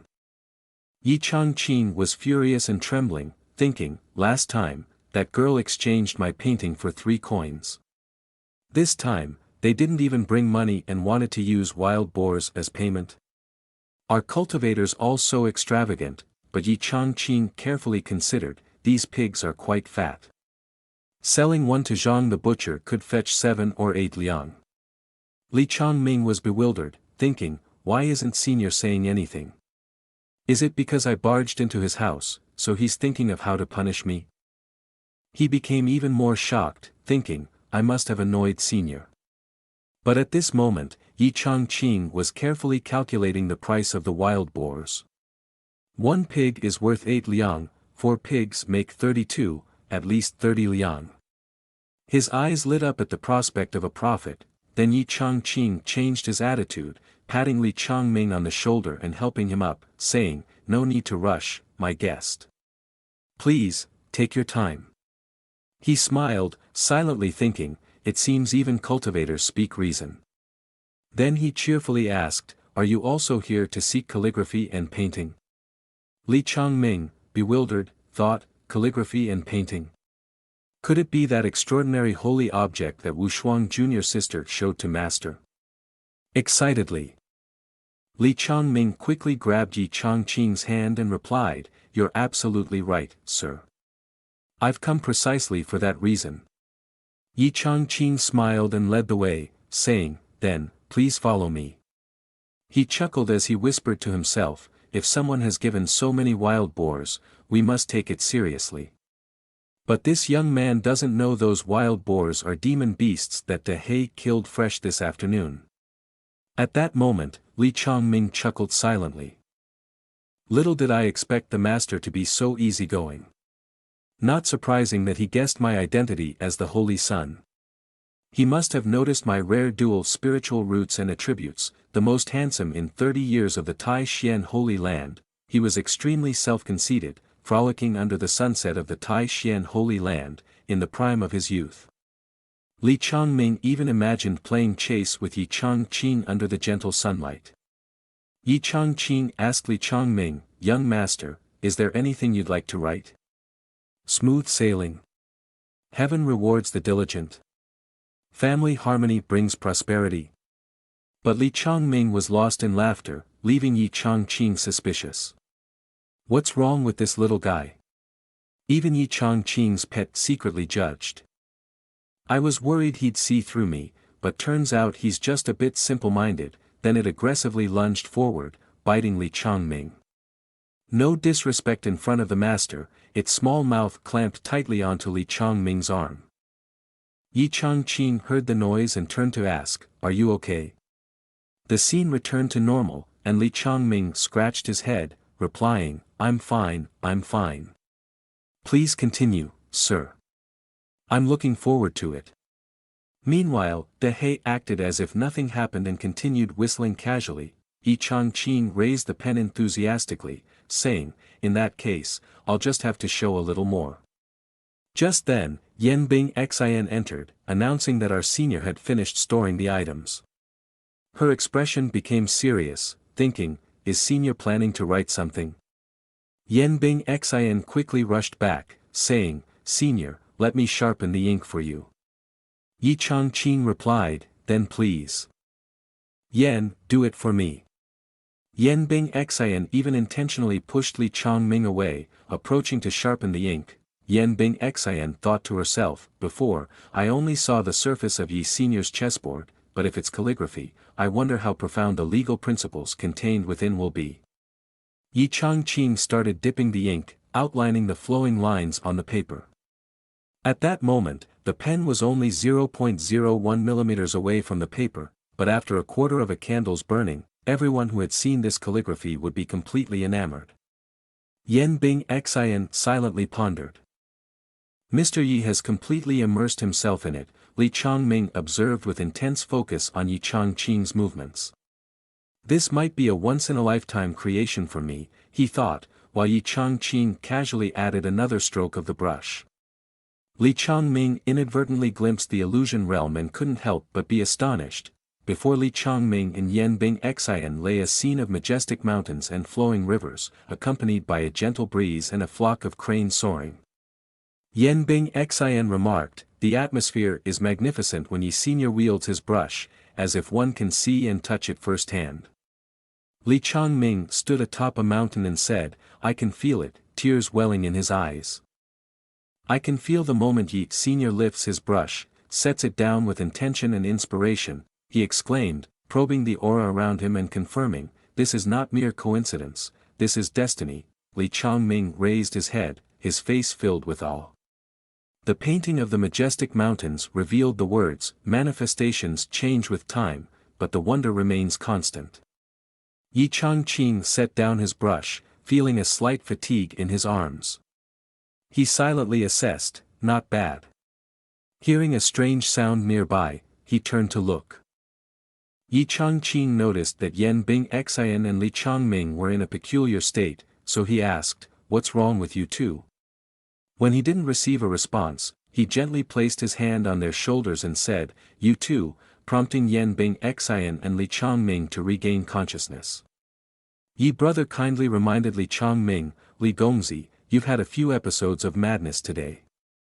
If you're unwell, you should seek treatment promptly." Li Changming quickly bowed respectfully and said, "In the transcendent realm of Senior, Junior has learned a great deal." Yi brother modestly replied, "It's just a trivial skill, nothing worthy of meeting you." But internally, he felt elated. Expressing all his joy, "Haha, finally, there's someone with an eye for quality." Yi brother rolled up the calligraphy he had just drawn and handed it to Li Changming, saying, "Here, I give this to you."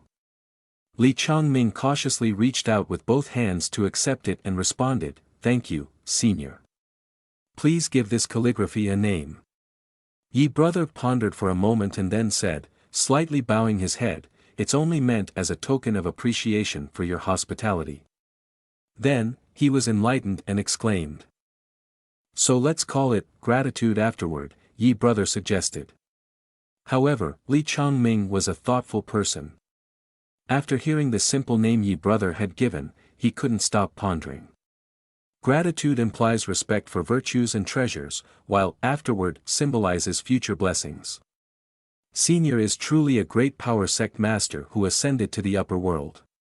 To be able to articulate such a mystical phrase, Li Changming began to worry, but I follow the holy master on the path of immortality Tao. Yet, this painting contains the supreme sword aura. Could it be that the patriarch is hinting that I've been mistaken in my cultivation? No wonder my cultivation has not progressed in recent years. Perhaps my true goal is the path of the sword." Yi brother waved his hand and said in a cold tone, "I won't assist you any further with these matters.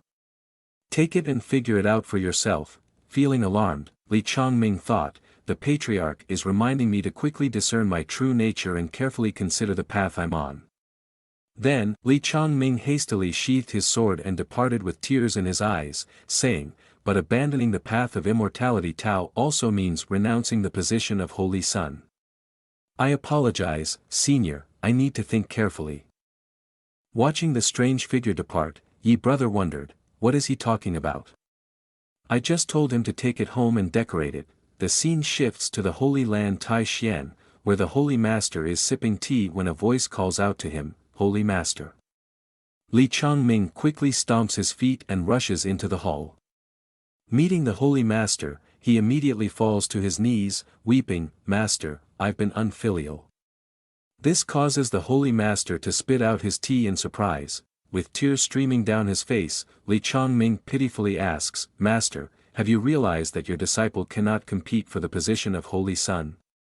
The old master, unaware of what shock his disciple has experienced, sheds a tear, thinking, since childhood, Changming has been trained as the holy son.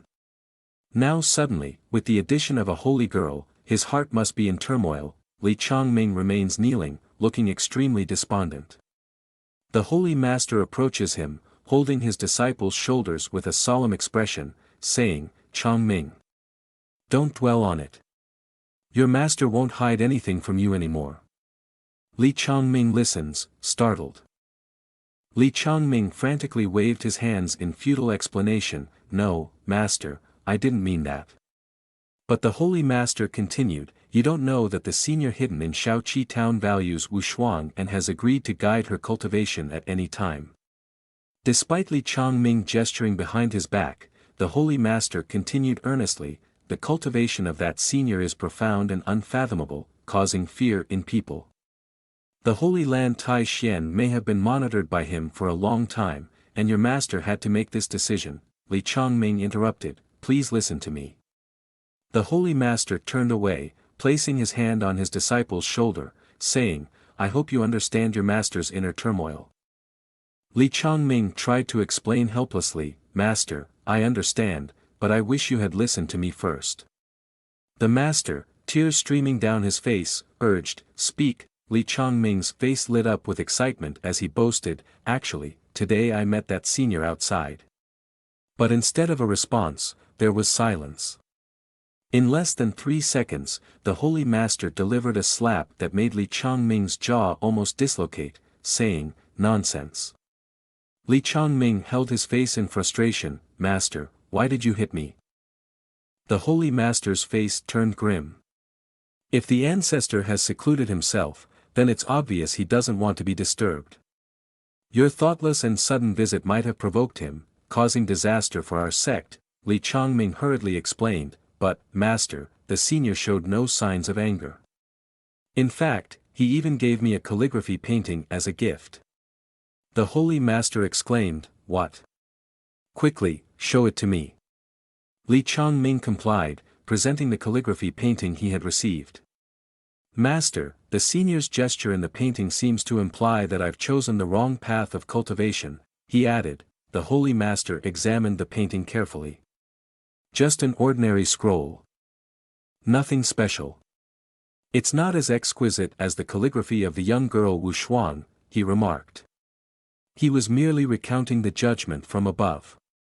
This foolish Changming truly believes it, he continued, then solemnly stated, Changming, remember that I chose you as the Holy Son because you can only accompany your master in cultivating the immortality Tao of our sect. Li Changming wanted to say more, but the Holy Master interrupted, no buts.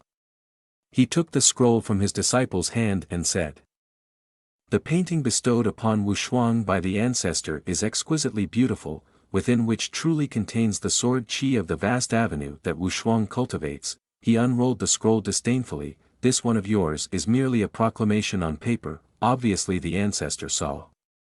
But before he could finish the sentence, the painting immediately illuminated upon opening, and as Holy Master read through the words in the painting, he seemed to experience enlightenment. Tears welled up in his eyes, moved by the brilliant radiance of the painting. He thought, the ancestor truly is a supreme figure, borrowing this profound verse to impart the essence of sword qi to Changming in such depth. The painting bestowed upon Changming by Senior cannot be compared to even that of Wushuang's, despite its profound realm. Holy Master suddenly trembled, his face pale with doubt. Could it be that Changming is truly more suited for the cultivation of sword Dao? Li Changming, feeling frustrated, remained silent, tears streaming down his face.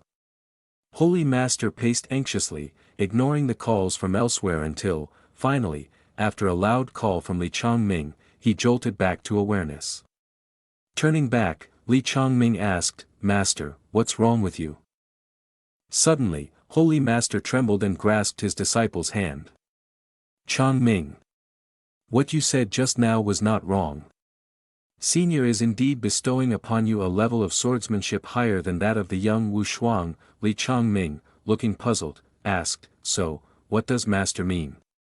Holy Master sincerely replied, as the Holy Master and Holy Son of Tai Xian, we cannot go against the will of Senior. Holy Master firmly instructed, starting from today, you will use the motto the unpredictable is unchangeable, the symbol witnesses the limit, to cultivate sword Tao. Li Chongming's eyes immediately lit up in response, and he promptly obeyed Master's command, stamping his foot once before swiftly mounting his sword and flying off. Tears streamed down Holy Master's face, feeling a bit reluctant. You must remember Senior's expectations for you, Li Chongming replied from above. I understand, Master. Shortly after, the elders of Tai Xian were quickly summoned to the main hall. One of them inquired, Holy Master Senior Brother, why have you hastily called us here? Is there something urgent? But all they saw was a Holy Master weeping for his disciple, my only disciple, the sole seat of immortality Tao of Tai Xian Holy Land. They couldn't understand and began to speculate, what's wrong with Senior Brother? Maybe he had a mishap while practicing alchemy last night. Suddenly, Holy Master raised his voice and immediately regained his composure. All right, quiet down. Today, I have two matters to discuss with you all. Firstly, 2 days ago, I mentioned appointing Wu Shuang as the holy girl of our Tai Xian sect, without deposing the Holy Son, but rather to strengthen ties with the senior in Shaoqi town. Secondly, a month after the biennial martial arts gathering of Tai Xian and Ziqing Holy Lands will begin. The outstanding talents of Ziqing Holy Land will accompany Holy Master Su Ji Tian to our Tai Xian mountain for a competition. During this time, ensure that disciples train diligently without laziness.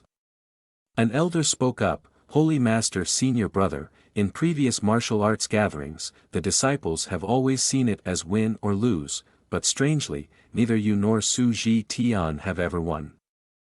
Upon hearing this, Holy Master felt like a dagger had been thrust into his head. Even Yuan Jian chimed in, that's right, Senior Brother, you should be the one focusing on cultivation. Ignoring Holy Master's anger, they continued their lively discussion. Losing once means a mid-grade spiritual treasure in 10,000-year herbs, always at the bottom, aren't you? Someone bluntly suggested, perhaps during the martial arts gathering, Senior Brother should stay hidden, and we'll say he's in seclusion. Holy Master, furious, erupted in frustration, what are you saying? Am I afraid of losing spiritual treasures and herbs? Then, trying to regain composure, he said, I only see Su Ji Tian's 4 dragons spouting water formation as extraordinary. It's truly rare, and it requires further observation, but the elders beside him couldn't contain their laughter. Even as Holy Master explained, you wouldn't understand since you're not the ones being challenged. Internally, he was screaming, I can't break through it, fundamentally, I can't break through it. Yuan Jian crossed his arms and hinted, perhaps the senior in Shaoqi town has a way to break the formation. Holy Master, skeptical yet intrigued, asked, is that so? Yuan Jian stepped forward to explain, think about it, Senior Brother. That senior is deeply involved in creation, probably living for countless years. His knowledge likely surpasses our imagination.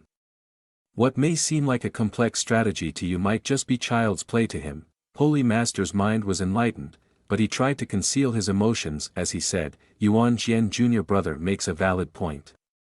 At the level of expertise that senior possesses, cultivating the mind through chess is one of the best methods. Internally, Holy Master had made a decision, I must seize this opportunity to visit and seek guidance from this senior. On the summit of a high mountain, Lu Wu Shuang was practicing diligently. She wielded her sword with decisive movements, relentlessly striking down. After severing the trunk of a large tree, she finally paused. She sheathed her sword and closed her eyes, sensing the essence of energy. Suddenly, applause echoed. Lu Wu Shuang opened her eyes to see Holy Master standing there.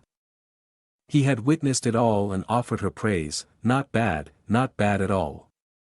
I didn't expect your mastery of the Jin Yuan Sword Sutra's 7th level to be so proficient. Lu Wu Shuang quickly bowed respectfully, I am honored to receive your praise, Holy Master. It is all thanks to Senior Ye's guidance that I have been able to gain new insights on the path of swordsmanship, Holy Master gently said, Wu Shuang. I have just discussed with the elders, and we have decided that after the martial arts competition between the two holy lands, Ziqing and Taixuan, concludes, we will officially hold the grand ceremony to appoint the holy girl. Lu Wushuang's expression remained unchanged as she replied. Your disciple will follow the arrangements of Holy Master. He then turned around and pretended to cough a few times, signaling an end to the conversation. What do you think of the temperament of the senior residing in Shaoqi town? Lu Wushuang answered without hesitation. Senior Ye's cultivation is profound and mysterious, yet he treats others with kindness, gentleness, and approachability. Holy Master, at a loss for words, chuckled wryly, young lady, you are still young and may not understand the intentions of an expert. Perhaps Senior Yi saw potential in you and valued you for it. As hearing this, Lu Wushuang was both moved and delighted, asking eagerly, do you value me? Is it true? The Holy Master expressed frankly, I have prepared gifts to visit that senior in Shaoqi town. To make things smoother, I want you to be the one to introduce me and accompany me. Lu Wushuang bowed obediently, blushing as she thought to herself, I didn't expect to meet Senior Yi again so soon. The Holy Master reminded, remember, in front of Senior, don't call me Holy Master to avoid disrespecting the sect. Just say I'm an elder from your family. Switching scenes, Yi brother was sitting in his small courtyard while Yan Bing Xian began cleaning. Yi brother, holding a feather duster pen. Limbs started trembling. As Yan Bing Xian swept the courtyard, raising clouds of dust, it seemed like Yi brother was the only one affected by it. Helpless, he turned to Yan Bing Xian and said, Miss Yan, take a break. Yan Bing Xian cheerfully replied, I'm fine, Senior Yi, I'm not tired. Yi brother took the broom from Yan Bing Xian's hand, insisting, please rest for a while. There are so many hardships in Yi brother's heart, up and down. He had already inhaled all the dust. But Yan Bing Xian misunderstood Yi brother's kindness and said, then I'll go mend clothes and cook. Her words froze Yi brother, he hastily stopped her, no, please sit down. Yan Bing Xian looked puzzled, while Yi brother's face seemed to have encountered a cat's feces. He thought to himself, indeed, the little princess fell from the sky, useless in everything except eating. He was extremely frustrated, shedding tears, unfortunately, I can't do anything for her. When I'm angry, all I can do is be angry. Holding the feather pen, he angrily slammed it on the table, clearly indicating his anger. Yan Bing Xian said she would leave in a few days. But she hasn't left yet, and our house doesn't have spare food. Outside Shaoqi town, a group of unfamiliar people arrived. The girl at the back raised a jade talisman and announced, Lord Mansion, Jade Spirit Talisman said the 9th princess is in this town. Lu Chang he urged the people behind him, and they quickly passed through the gate into Shaoqi town. The girl was startled because the Jade Spirit Talisman suddenly stopped glowing. Lu Chang he observed the surroundings and said, originally, Shaoqi town is the spiritual land of the holy land of Taixuan. 8 parts has some sort of restriction. We can feel the abundant spiritual vast avenue energy here. Another young man disagreed, that's not right. I remember the spiritual energy of Shaoqi town dried up hundreds of years ago. Why isn't it over now, but on the contrary, it's even more intense? Lu Chang he remained emotionless, saying, I'm not sure. I don't have time to pay attention to these things now. The 9th princess has been missing for over half a month, finding her is urgent. He warned seriously, otherwise, both you and I will lose our heads. Lu Chang he suddenly took a deep breath, clasping his hands and summoning energy. He gathered his magical power in his hands, summoning a stream of yellow energy. The stream of air quickly flew away, instantly brightening his eyes as Yan Bing Xian's trace was detected. Lu Chang he hurriedly followed the energy stream and stood in front of Yi brother's shop. Lu Chang he suddenly stopped and said, this is where the spiritual energy of the town emanates. As Lu Chang he tried to step in, he sensed something wrong. He quickly jumped to avoid a deadly blow. Lu Chang he lands back on the ground, he retreated, his body recoiling. When he looked up, Lu Changhe saw the Holy Master and Lu Wushuang approaching. As soon as he met them, the Holy Master spoke up, "If I remember correctly, you must be Lu Changhe from the Lu Lord Mansion of the De Yen royal family, right?" Lu Changhe respectfully saluted, saying, "Yes, I am. I didn't expect to meet the Holy Master of Tai Xian here. I have been rude." The Holy Master Tai Xian tense, asked. "Today, when you enter the territory of the Holy Land of Tai Xian, have you forgotten the agreement of non-interference between the Holy Land of Tai Xian and the royal family of De Yen?" Lu Changhe hurriedly explained, "I didn't mean to violate it. It's just that our ninth princess has been missing for many days, so I had no choice but to come here." Hearing this, the Holy Master was not sympathetic. Instead, he thought the other party was using excuses to invade and became angrily, "How dare you bring your ninth princess here?" Suddenly, a familiar voice rang out, "Lu Lao." Lu Changhe and the Holy Master quickly turned to look, only to see Yan Bing Xian wielding a broom at their eyes. Yan Bing Xian gleefully asked, "Why have you come here?" Lu Changhe, taken aback by the princess's appearance, exclaimed, "Ninth princess, why are you dressed like this?"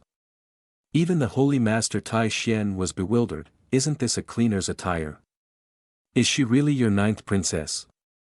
Lu Changhe, enraged, shouted, "After all, who would dare to keep Royal Highness imprisoned here, doing these hard jobs? I must make him taste the bravery power of our knights," declared the Holy Master, stroking his beard. Wondered, could it be that the senior is in seclusion here? Lu Wushuang silently pondered, the princess, as precious as she is, dressed as a cleaner. Could this be Yi Senior's peculiar taste? Lu Changhe seized Yan Bing Xian's wrist and said, "Ninth princess, this is the territory of Holy Land Tai Xian. We must leave immediately. After returning, we will dispatch someone to pursue him. Rest assured, he will be torn to shreds." Hearing this, the Holy Master Tai Xian became furious. "How dare you disrespect our senior? If not for the Emperor's sake, De Yen would certainly discipline you." Yan Bing Xian jerked her hand away from Lu Changhe. He called out, "Ninth princess," in panic. Without saying anything, Yan Bing Xian even swung her hand to give him a slap. She angrily shouted, "Shut your mouth for me." The Holy Master once again stood bewildered before the De Yen princess. Yan Bing Xian picked up the broom from the ground and pointed it imposingly, saying, speaking so arrogantly, "Do you want to sever the inheritance of our De Yen nation?" Lu Changhe explained with frustration. "Ninth princess, our nation's fate De Yen is protected by our emperor and our ancestors. Your cultivation is still low, you may have been enchanted by some wild cultivator, enraged, the Holy Master interjected, "A wild cultivator? The arrogance of Lu Lord Mansion truly knows no bounds. Do you even know who you're speaking to?" Lu Changhe, without hesitation, replied, "Could it be the founder of Holy Land Tai Xian?" Meanwhile, inside the shop, Xiao He struggled to sleep amidst the commotion, muttering irritably, "So noisy." Xiao He sat up wearily and glanced towards the door, asking, "Who's there?" "It's still early in the morning." Xiao He steps outside, he immediately sensed hostility. Both the Holy Master and Lu Changhe ceased their argument and looked towards him. Xiao He appeared in a fierce appearance, even his true body was clearly visible. He said, "Woof woof," a few times, meaning to ask, "Who's making such a fuss at the door, disturbing my beautiful dream?" Lu Changhe tensed up, exclaiming, "The Demon King. Why is the Demon King here?" The Holy Master, equally alarmed, suppressed his anger and gestured with his hand. "Lu Lord Mansion, let's set aside our dispute for now and deal with this Demon King first." Lu Changhe swiftly prepared for battle, declaring, "Certainly. We cannot allow this Demon King to harm the peace of our town." Xiao He, in his menacing form, sneered, "So you too want to take me on? Then I'll show you the true power of your king." Xiao He with a burst of energy, it became even more aggressive. Both the Holy Master Tai Xian and Lu Changhe focused all their efforts. Suddenly, a fist appeared, Yi brother's punch fell on Xiao Hei's head, reverting him to a docile puppy. Yi brother intervened questioned, "Hey Huang, you have itchy skin and itchy flesh, right?" Yi brother angrily threatened, "If a dog bites a sick person, it will be treated immorally." Xiao Hei too, now in a pitiful state, shed tears, no longer displaying his earlier ferocity. This sight left both masters astonished and suspicious. Daring to strike the Demon King, who is this young man? I don't sense any trace of cultivator aura from him. I can't even tell when he arrived. Yi brother figure stepped forward and apologized. I'm sorry, gentlemen. I'm the owner of this shop, and this is my pet. It didn't mean to scare you. Hearing this, both the Holy Master Tai Xian and Lu Changhe were shocked. A pet? Can the Demon King be a pet? Seeing Yi brother, Lu Wushuang greeted him respectfully. Junior Wushuang pays respects to Senior Yi. Yi brother warmly responded, "Fairy Wushuang. It's been a while. Why have you come here today?" Lu Wushuang introduced the Holy Master, saying, "Senior, this is an elder from our house. Seeing the painting you sold to us before, I felt great admiration, so I came here to visit." Although the Holy Master was older, he still paid his respects first, saying, "I, He Zhen Ren, pay my respects to Senior Yi." Yi brother, feeling awkward, said, "Old gentleman, please rise." At this moment, Changqing thought, "Elder of the Fairy, does that mean he's also a cultivator?" So Yi brother immediately opened the fan and began to act like an elegant and proud gentleman, even though I don't have spiritual roots. My artistic talent is worthy of such a pioneering elder calling me senior. He looked at Yan Bing Xian again and saw a stranger, Lu Changhe, and asked, "Miss Yan, who is it?" Lu Changhe coughed a few times and wanted to say his identity, cough cough, "This old man is." But before he could finish his sentence, Yan Bing Xian stopped him by his neck. She defended, "Mr. Chen, he is Mr. Chen's manager, in my house, come and find me." As Yan Bing Xian finished speaking, Yi brother rushed forward, tears in his eyes as he grabbed Lu Changhe's arm. "It's so good to finally see you here," the protagonist exclaimed joyfully, delighted at the prospect of a meal. He approached Lu Changhe and asked softly, "Are you here to take your young lady home?" Lu Changhe, his face full of confusion, replied, "Yes, yes, that's right." Yi brother warmly welcomed Lu Changhe's presence. Moments later, he regained his composure, opened his fan, and said, "Please come inside and have a cup of tea." The old Holy Master was extremely happy and replied, "Thank you, Senior." He thinks, "My opportunity has finally arrived." Yi brother opened the large door and invited everyone inside. Yan Bing Xian and Lu Wushuang followed, but when Lu Changhe and the Holy Master tried to enter, they were stopped by a barrier. The Holy Master exclaimed, "Could it be, is this a protection restriction? Only the purest Taoist aura could create such a thing." Lu Changhe pressed against the translucent barrier and said, "Such intense restrictions can only be created by ancient holy objects." The Holy Master spoke up, "Supreme cultivation and the ninth princess are not hindered by the barrier, whereas both your and my powers are being obstructed from the outside." Seeing the two still hesitant to enter and behaving oddly, Yi brother said, "Why are you two like this? Come inside quickly." A gentle breeze caused bamboo leaves to fall, with one leaf gently passing through the barrier. Suddenly, the Holy Master and Lu Changhe were pushed inside. Yi brother looked helplessly as the two fell in front of his house and said, "What's wrong with you guys?" Lu Changhe awkwardly explained, "We're just old and have shaky legs." Under the golden sunlight and white clouds, stepping into Yi brother's courtyard, Lu Changhe and the Holy Master were amazed. "What are these?" Looking at the foolish dog wagging its tail, greeted them as Demon King.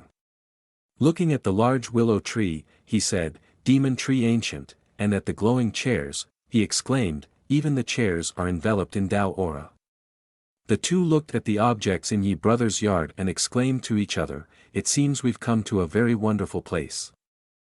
Yi brother stood back and waved, calling out to them, "Just sit down naturally, I'll go get some tea. The four sat down and waited for Yi brother to fetch the tea. Lu Chang he nervously asked the Holy Master Zhenren, what do you think of this young senior? The old Holy Master, sitting beside him, tremblingly replied, I knew the senior was an expert, but I never thought his level would be so terrifying. Looking at the willow tree behind him that was swaying in the wind, Lu Chang he said, that's right, that kind of demon tree only exists in the ancient land, hiding a great opportunity for thousands of years, and now it's casually planted in a small garden like this. Lu Chang he hugged his chest and trembled and said, just sitting under this tree, I'm about to be oppressed and can't breathe anymore. The Holy Master, who trembled, encouraged himself, trying to get up here will definitely be senior's challenge for me. The old Holy Master suddenly turned around, surprised to see the glowing chairs. He sat down abruptly, and upon seeing the chessboard with Yi brother, he happily stepped forward and said, indeed, as expected. The old Holy Master approached the chessboard and said, Yi senior must have studied chess. Yen Bing Xin quickly tried to stop him. Old gentleman, be careful, but the old Holy Master paid no attention to her words. Looking at the glowing chessboard in front of him, the old Holy Master was sweating profusely. He reached out his hand tremblingly and said, this. He was captivated by the shining chessboard. The old Holy Master said, it seems like this chessboard is teaching something to this old man. A knight riding to defeat the enemy troops, the boundless sea of love like a painting, the warm sun shining as a scene of life, and finally, the beautiful moon in the quiet night scene is the birth of life, the old Holy Master, looking at those fleeting scenes, suddenly had 2 tears streaming down and exclaimed. I understand now. Yi brother came out from inside with the tea and said, sorry for keeping you waiting for so long. Seeing them engrossed in observing their chessboard, he asked, what are you two doing? The old Holy Master saw him rushing over and quickly bowed, asking, Senior, may I ask what tactics this chessboard has? This took him aback, and he calmly replied, tactics? This is just a draw chessboard. Hearing the words, a draw chessboard, the 2 old men were shocked speechless. The gentle winter breeze blew, and Lu Chang he closed his eyes to remember the moves, silently praising, draw, a very good name. It looks like black and white confronting each other, but it contains the principles of movement and stillness, yin and yang, conflict and harmony, creation and destruction. On the other hand, the old Holy Master observed each move, remembering the places for tranquility, beautiful like a painting, and added praises, the opposition is also harmony. A chessboard with such deep meaning is truly rare. Seeing the 2 men observing the chessboard and praising it, Yi brother felt embarrassed and didn't know what to say. What are these old men talking about? Isn't a draw chessboard when neither side wins? What's there to analyze? He put the tea set on the table and said. I'm sorry, there's nothing good here. Please try the tea I brewed myself. Upon hearing Yi brother's words, the 2 old men joined their hands and said, it's okay, guests follow the host. The old Holy Master observed the tea set brought out and thought to himself, such a magnificent character like Yi Senior can even brew his own tea. It seems he also studies the Tao of tea. The old Holy Master stroked his beard, smiling gently to himself, there's still some tea left from the ancient sect, brewed from scraps of enlightenment leaves. Perhaps I can give it to Senior. Enlightenment leaves are Tao treasures, even if they're scraps, they are as precious as gold. Maybe it can bring us closer to Senior. As the container was gently opened, it emitted light so bright that the old Holy Master had to shield his eyes. Astonished, he said, what is this? Watching Yi brother pick a leaf from the box, the 2 old men were shocked to see the enlightenment leaf. Seeing him put the whole leaf in a cup, they observed in horror, thinking, this is the first time I've seen a piece of enlightenment leaf in my life. Extravagant, too extravagant. Is this the legacy of an expert? Seeing Yi brother skillfully brew the tea, the 2 men were surprised. The first infusion of the enlightenment leaf water, all the energy on the surface of the leaf would merge into the water. At this point, the tea smelled fresh and pure. Excitedly, they exclaimed, rich and extremely pure. However, the next second, the two old men were shocked and they saw him knocking over the glass of water. Seeing the two old men shocked, he innocently asked, "What's wrong?" Seeing them pointing at the cup of water, he turned away indifferently, saying, "That's tea rinse water, not good enough, so I poured it out." After brewing the delicious tea, he invited everyone to enjoy. "Now you can taste it." Seeing the tea in their hands, the two old men broke out in a cold sweat, hesitating to lift the tea cups. Yan Bing Xian and Wu Shuang, holding their tea cups, whispered to each other, "Just the aroma alone seems to relax the realm a bit. If we drink." Seeing everyone hesitating to drink the tea, Yi Brother realized that there might be an issue with this tea.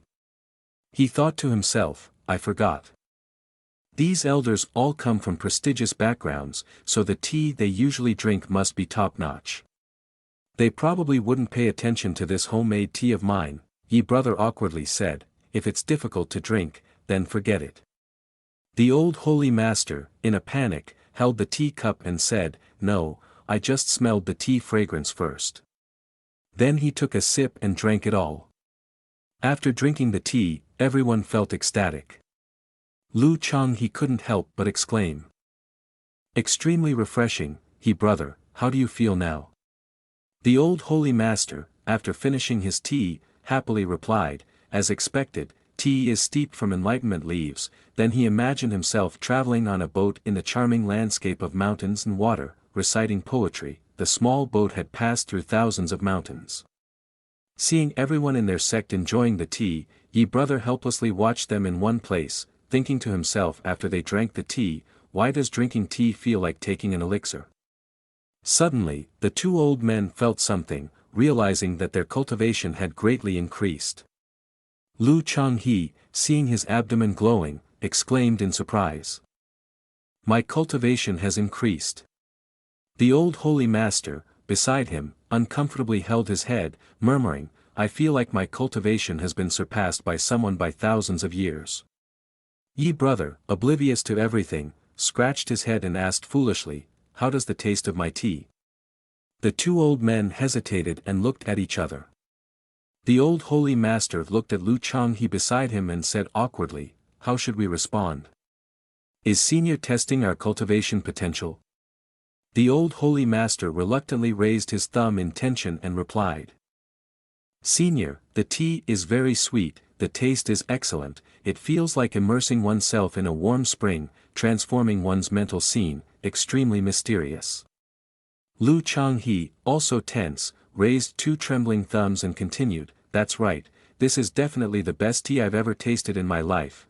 Yi Brother scratched his chin, suspiciously looking at the two old men, thinking to himself, "Just one cup of tea can evoke so many feelings, why do I feel like these two are trying to deceive me?"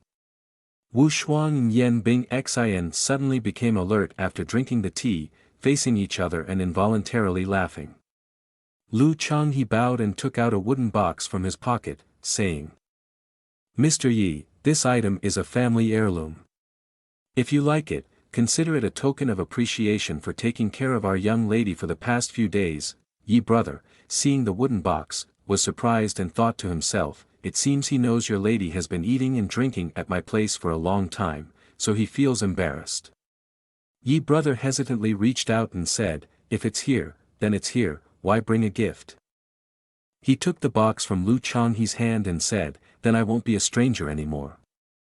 The old holy master stood outside, arms crossed, angrily saying, "This time, you didn't bring anything out, and this old man already claimed it first."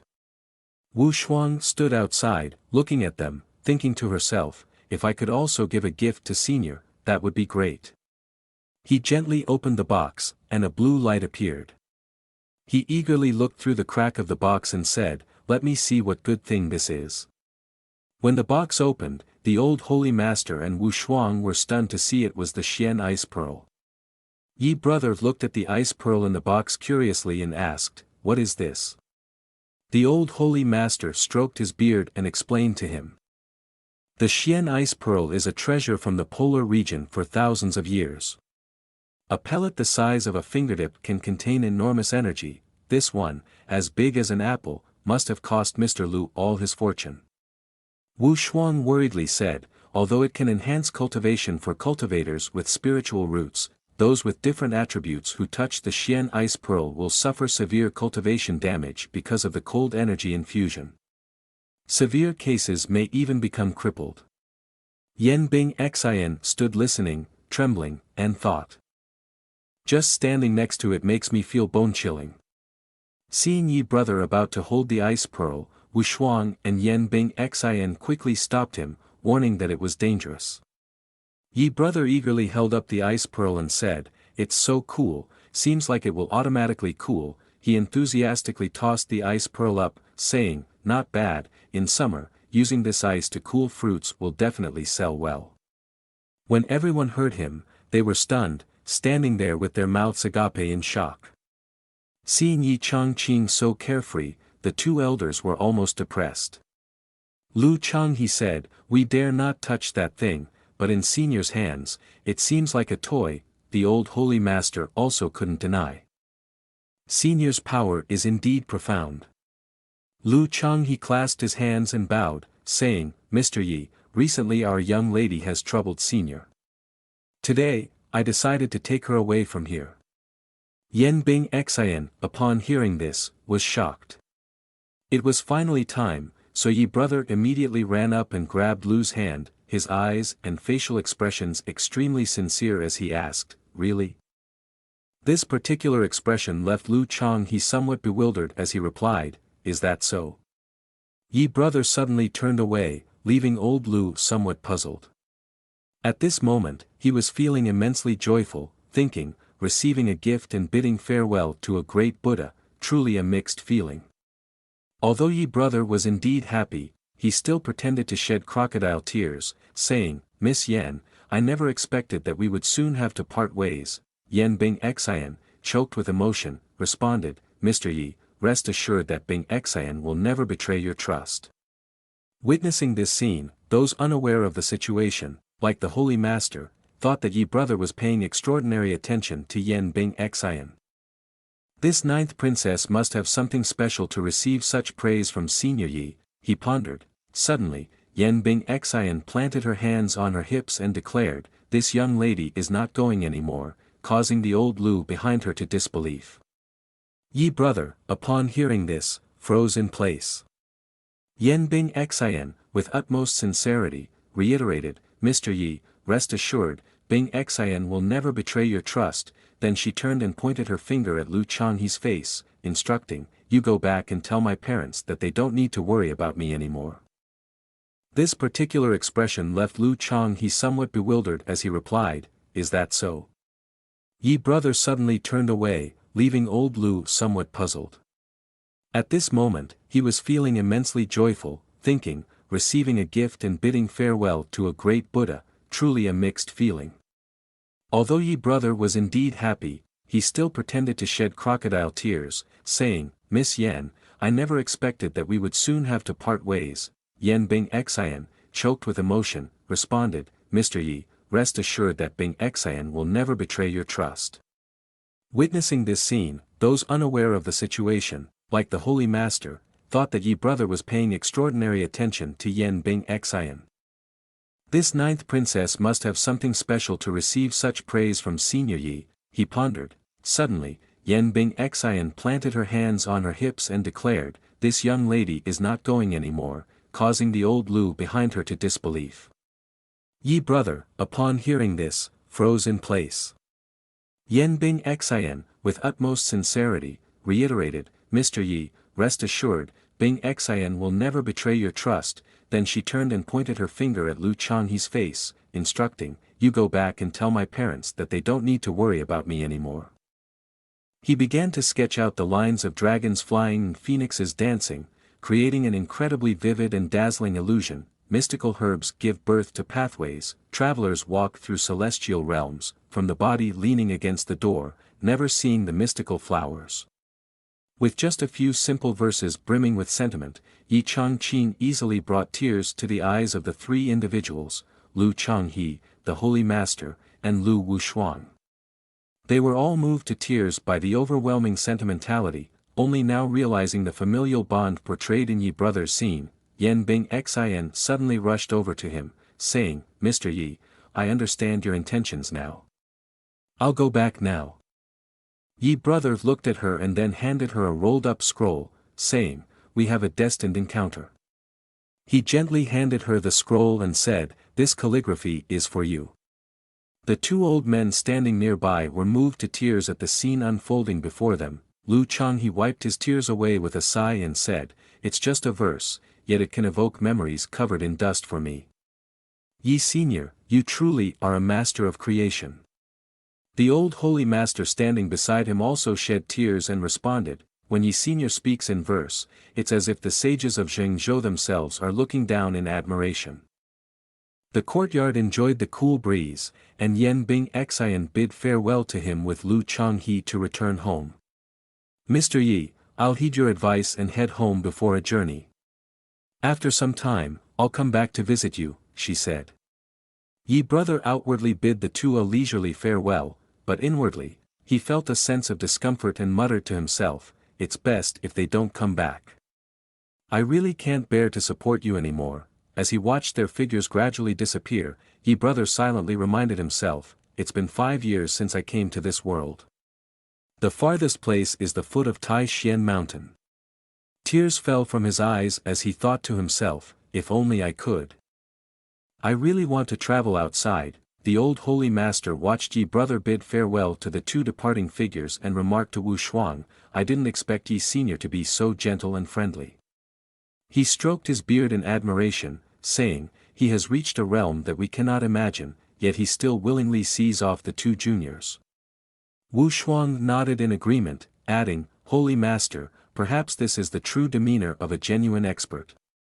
Suddenly, the old holy master sensed something and hurried away, leaving Wu Shuang puzzled. Approaching the table, he was astonished, unable to utter a word as he gazed at the painting. "It's correct, indeed it's correct," the old holy master said as he reached out to the painting. He was surprised to see the mystical bowl appearing and slowly entering the painting. Stepping into the painting, he stood on the water's surface and said, "This is the Holy Land Tai Xian." Looking around at the scenery, the old holy master couldn't hide his astonishment as he exclaimed, "Is that in the far distance the Master Peak, the location of our Tai Xian temple?" Seeing everything depicted with meticulous detail and vividness, he marveled. Yi Senior used the heavens and earth as his canvas and the myriad of elements as his ink, giving our Tai Xian Holy Land countless auspicious energies. Reflecting on it, the old holy master realized, "No wonder we've recruited so many talents this time, and Yuan Jian Jr. Brother has ascended to divinity ahead of schedule."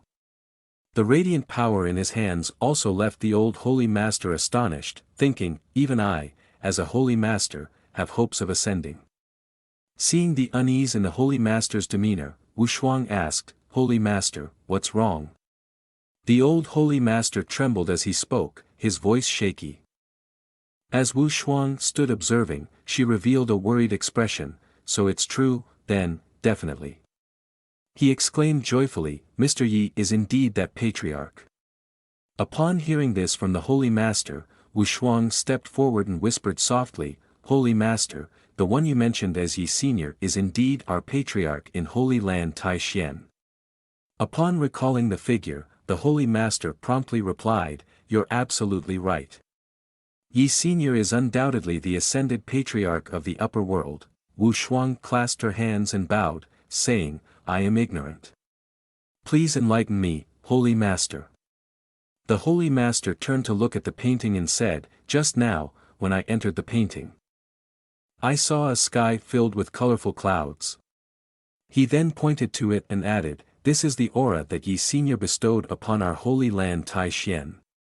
Hearing this, Wu Shuang asked inquisitively, "Aura transformed into colorful clouds?" She looked at the Holy Master and asked, "I have never seen aura materialize into a form before." The Holy Master calmly explained to Wu Shuang, "It's quite normal. Aura is a mysterious and unpredictable existence, and it's rarely controlled. Even a slight oversight can cause it to be swallowed and bring about countless disasters. The holy master stroked his beard and continued. Who else could use the supreme divine power to increase the aura for our holy land Tai Xian? Only someone daring enough to defy the heavens would dare to do so.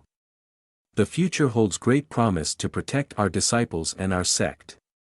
With that, the holy master pointed his finger and transformed into a solemn detective, saying, "There's only one truth, Yi Senior, who descended from the upper world, has been serving our holy land Tai Xian for countless years." He laughed heartily, shouting, "Patriarch," leaving Wu Shuang bewildered and perplexed. When Yi brother entered and saw the two gazing at the painting, he asked, "Are you two looking at the Tai Xian Changqing I painted? What do you think of the painting?" The holy master stepped forward solemnly and asked. "May I ask, Yi Senior, is this painting depicting Mount Tai Xian?" Yi brother felt as if thunder had struck him, immediately bowing his head and admitting, "So I've been found out." He turned slightly embarrassed and continued, 5 years ago, I unexpectedly wanted to visit Mount Tai Xian. 5 years ago, in the autumn sky, there was a famous plea from a young man in front of a farmer's house. Yi brother sobbed as he clung to the man's legs, pleading for mercy. "Old man, I will definitely have spiritual roots. Take me in." The man looked at him and decisively replied, "Step aside, we won't take you in." Reflecting on the scene of him climbing over the wall into the house, startling the man, he recounted how he had no idea that Tai Xian was the residence of immortals. At that time, he was always trying to find a way to get in, sometimes getting stuck while crawling through a dog hole and having to seek help from the people inside. Unable to enter, he could only wander around the foot of the mountain. After returning, he thought about it and decided to paint this picture of Tai Xian Changqing. When he was painting, his face was beaten so badly that he couldn't recognize himself.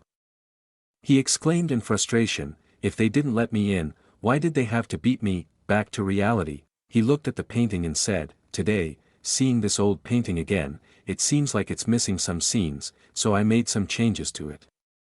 Hearing Yi brother's story, the old holy master was somewhat surprised, thinking, Yi Senior was here 5 years ago. Yi brother turned and asked, "I wonder if you two drink?" "I'd like to have a few drinks with you." Hearing Yi brother's proposal, the old holy master paused and then displayed a spell, saying, "Yi Senior, what a coincidence, I happen to have a bottle of snow spirit, extremely precious." Seeing the good wine, Yi brother turned and ran inside, saying, "If old he has such good wine, then wait a moment, I'll prepare some dishes to go with the wine." Seeing old he take out the precious wine, Wu Shuang was somewhat surprised. Snow spirit is fermented from snow lotus flowers, rare for thousands of years in the snowy mountains. It blooms once every 1,000 years, and even 1,000 gold can't buy it. The old holy master blinked and raised 3 fingers. "That's right, but this snow spirit is not ordinary and can't be digested easily. With my current realm, I can only drink 3 cups at most. If it weren't for Yi Senior's interest, I wouldn't have taken it out." Yi brother excitedly ran from the kitchen with various dishes, saying, "The soup ribs are here." The dishes were laid out on the table. Yi brother introduced the name of each dish. "This plate is spicy wild boar liver, this one is smoked pork, and this is braised pork thigh." After introducing each dish, he didn't forget to invite them to taste his cooking skills. "These are all my specialties. Please try them." Looking at the table full of food, the two couldn't hide their surprise. The old holy master looked at the enticing dish in front of him and couldn't help but praise it.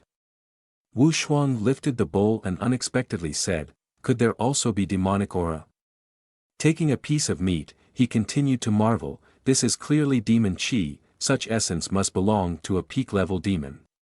"Yes, that's it." Seeing the two hesitating to eat, Yi brother stood helplessly outside, silently muttering, "What are they looking at? Are they going to eat or not?"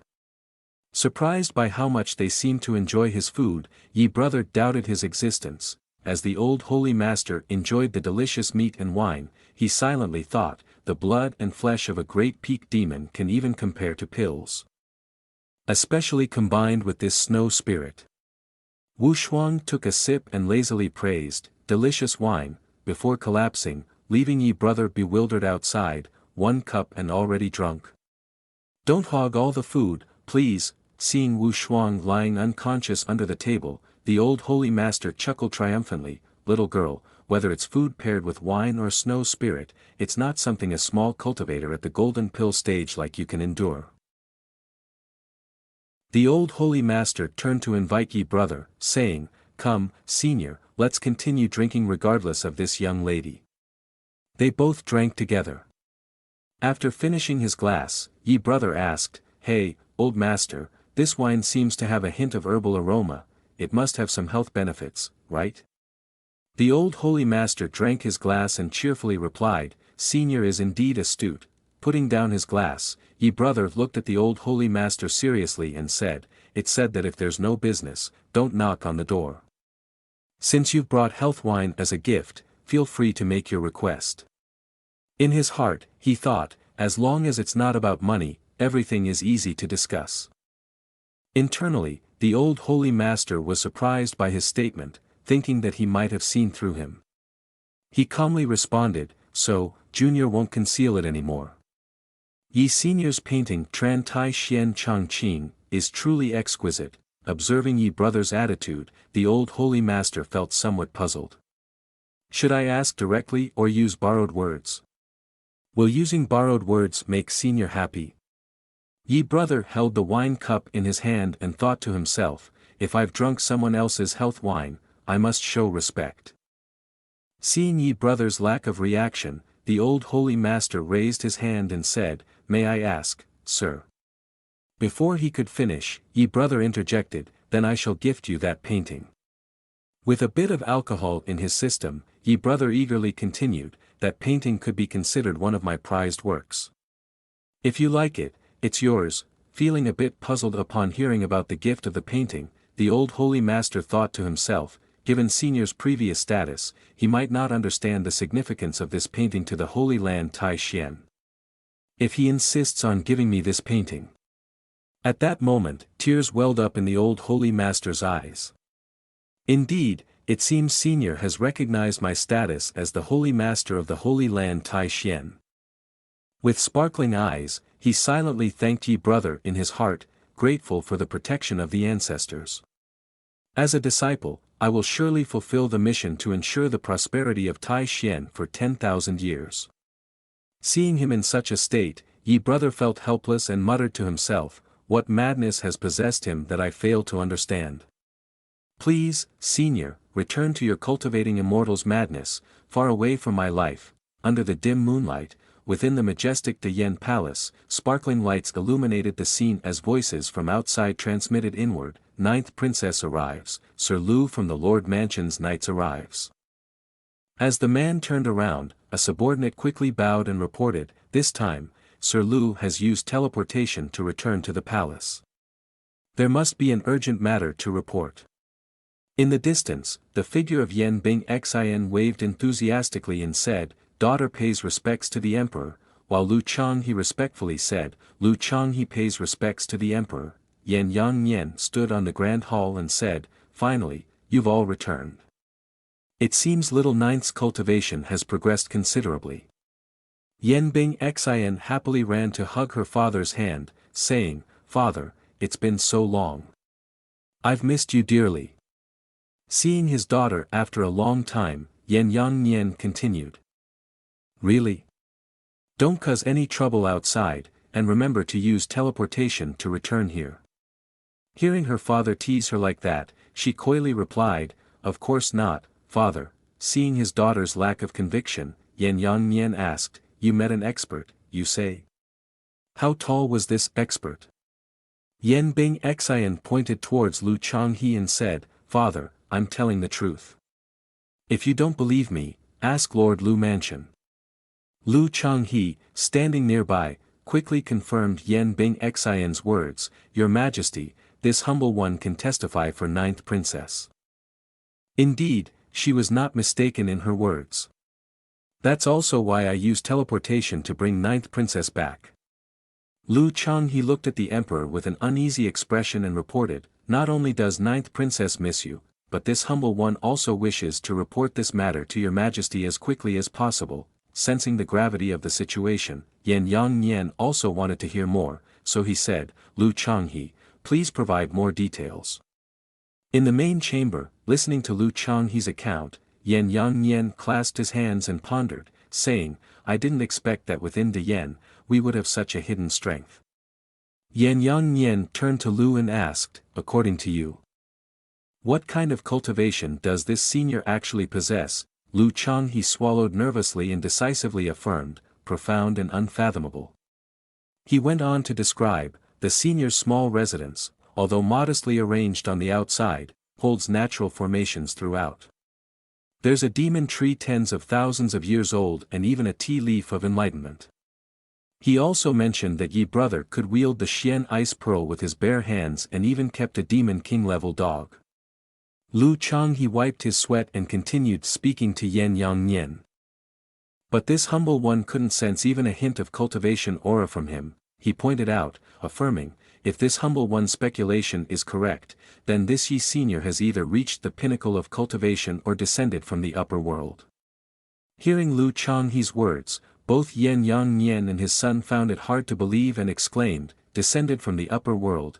Yan Yang Nian began to imagine, silently thinking, if such a formidable existence exists within the Yan, it would undoubtedly become a closely guarded secret. Because no one would be able to bear the consequences if this were to be revealed. Yan Bing Xian, upon hearing this, also pondered with concern. "I initially thought Mr. Yi was a great hidden power, but I never expected him to be an immortal from the upper world." Suddenly, she blushed as she imagined, if Mr. Yi is an immortal, then the relationship between him and me. Standing behind her father, Yan Bing Xian smirked cunningly to herself, whispering, "Father might not even know that the immortal has cooked meals for his daughter." Thinking about it, she hugged herself, feeling shy but secretly happy. If an immortal high above cooks for me, does that mean Mr. Yi doesn't really like me? Still not believing that Yi brother could be like that, Yan Yang Nian asked, "Lu elder, you said Bing Xian appeared at the senior's place after one night at the inn. So, the senior wouldn't want to turn Bing Xian into his pawn, would he?" Suddenly startled, Lu Changhe denied, "Turning her into a pawn is not out of the realm of possibility." Seeing his beloved daughter in danger, Yan Yang Nian worriedly thought, "This senior intends to use my dearest daughter to control all of the Yan, regardless of his intentions." Yan Bing Xian quickly waved her hand to defend Yi brother, "No, absolutely not, father. You've never met Mr. Yi.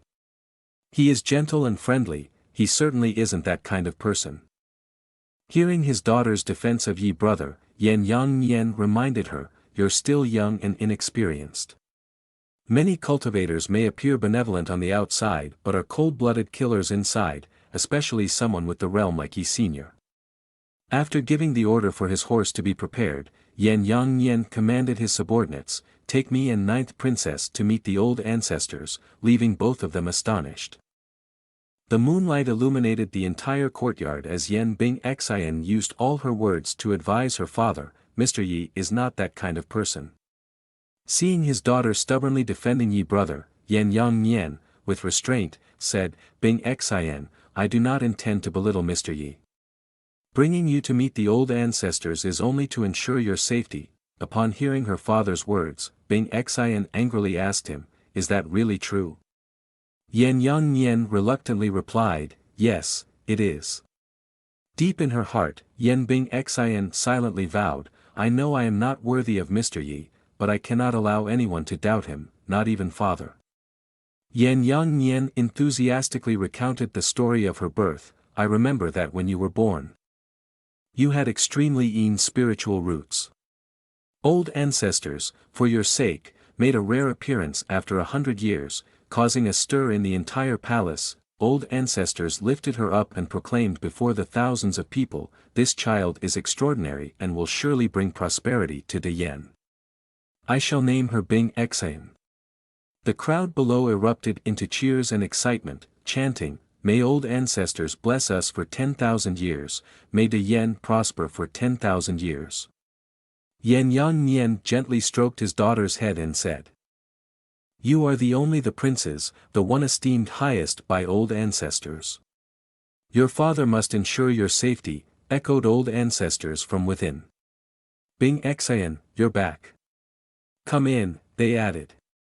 Father and daughter entered, bowing respectfully and folding their hands in greeting. Yan Yang Nian stood before them, hands folded, saying, Yan Yang Nian pays respects to old ancestors. Then Yan Bing Xian, also with folded hands, said, Yan Bing Xian pays respects to old ancestors. Seeing his granddaughter return after so long, Yan Tianshan jokingly teased her, it seems Bing Xian's departure from the imperial capital this time has brought her great fortune and blessings. Yan Bing Xian tensely looked at old ancestors and reported. I respectfully inform old ancestors that I have met a senior from the Holy Land Tai Xian who has guided me in everything. Yan Tianshan, intrigued, stroked his beard and asked, Bing Xian, what kind of senior is this? Yan Bing Xian slowly recounted everything for old ancestors, it's hard to imagine. His specialty is painting, and I haven't seen anything else from him. Seeing his granddaughter struggling to speak, Yan Tianshan chuckled and replied, hard to imagine, you say? Yan Bing Xian hurriedly responded, not like that, it's just that this senior hasn't revealed anything to me. All I know is that his surname is Yi and his name is Changqing. Hearing the surname Yi and the name Changqing, Yan Tianshan became somewhat vague and curious, murmuring the name for a while. Old ancestors, astonished to see Yan Bing Xian surrounded by sparkling lights, Yan Tianshan stroked his beard a few times and said, I've never heard of this name before, but I can sense some complex energy around Little Ninth here. Perhaps due to their long association, this person must have some real power. After listening for a while, Yan Yang Yen stepped forward anxiously and said to old ancestors, both the knight from Lu Mansion and Bing Xian have met this senior. Upon hearing this, old ancestors requested further clarification to assess this person's capabilities. Yan Yang Yen explained to Yan Tianshan, it is said that he resides in Shaoqi town, and he has countless connections and even raises a black dog demon king. Through Yan Yang Yen's account, old ancestors could somewhat discern the nature of Yi brother. Yan Tianshan looked at the father and son and said, to have such a figure in the Holy Land Tai Xian. Yan Yang Yen replied to old ancestors, that's why I'm worried. He left Bing Xian for many days intending to use her to control all of Dayan, to control even your ancestors. Yan Yang Yen stepped forward, clasping his hands, and implored old ancestors, I beg old ancestors to inspect Bing Xian to ensure her safety. Yan Tianshan agreed upon hearing this, then called out to Yan Bing Xian, Little Ninth, come here. Yan Tianshan performed a spell on Bing Xian, and a stream of power illuminated the room. Astonishing Bing Xian. Sensing something amiss, Yan Yang Yen looked anxiously at Yan Tianshan and said, why are there two streams of energy? Old ancestors, is Bing Xian okay? Yan Tianshan, also surprised, exclaimed, she possesses the extreme water attribute, yet she has dual spiritual roots. Could it be because of that person? Bing Xian also gazed confusedly at the power surrounding her. Yan Tianshan marveled, yet it could enable Bing Xian to have an additional spiritual root. Feeling uncertain about having dual spiritual roots herself, Bing Xian hesitated upon realizing this fact. Seeing her two spiritual roots, Yan Tianshan quickly urged her to provide details about that person. Bing Xian hesitantly replied, old ancestors, Mr. Yi is indeed a wise and magnanimous figure, as father said. But it's impossible for him to intend to use me to control all of Dayan. Yan Yang Yen, standing outside, overheard but couldn't help but angrily rebuke Bing Xian, why do you keep speaking up for outsiders? Bing Xian, with a stiff throat, countered Yan Yang Yen's words, I'm not speaking up for anyone. When Mr. Yi kept me there, I had no idea about my identity, nor about receiving knowledge in painting. Bing Xian recalled moments at Yi brother's home, saying, now thinking back, the spiritual aura at that little courtyard must have been intense, coupled with Mr. Ye's enlightenment, which led to me gaining a second spiritual root. Listening to Bing Xian's account, Yan Tian Shan quickly stopped her. Little ninth, you must not speak recklessly. Do you know how difficult it is to create spiritual roots through external forces? Let alone a second one. Yan Yang Yan echoed old ancestors' reprimand towards Bing Xian. That's right. If what you're saying is true, then merely playing chess and painting should be enough for enlightenment. Wouldn't that mean anyone could have dual spiritual roots? If you can prove that this senior has truly attained the principles of art in his cultivation, Yan Bing Xian, seeing that her father and old ancestors didn't believe her, said, I can prove that Mr. Yi gave me a scroll of calligraphy. Now, I'll fetch it for you to see. Under the moonlight illuminating a corner of Yi Brother's courtyard, the three individuals, the old holy master, Yi Brother, and Lu Wushuang, were drinking together. Lu Wushuang had already slumped over the table, but Yi Brother was still going strong. He lifted the wine jug, preparing to refill the old holy master's cup. Come on, let me pour for you. Chang Zuan Zhenren was already heavily intoxicated, replying, I can't drink anymore. If I do, I'll be completely drunk. Yi Brother raised his glass, saying, all right then, I'll finish this one. You just relax. In his heart, he thought somewhat disparagingly, he's already half drunk after just a few sips. This person really can't handle alcohol. The holy master applauded and inquired, Senior, I noticed a particular chessboard in your courtyard that seemed incredibly mystical. What's the story behind it? Your chess skills must have reached their peak, haven't they? Yi Brother, resting his chin on his hand, casually poured himself another glass of wine before replying, I know a little. Upon hearing this, the holy master seemed slightly surprised. He turned to Yi Brother and said, Senior, I have an exquisite chess puzzle. Would you be interested? Yi Brother replied, oh. Let me see. The old holy master quickly retrieved a scroll of paper from his robe and swiftly unfurled it in front of Yi Brother.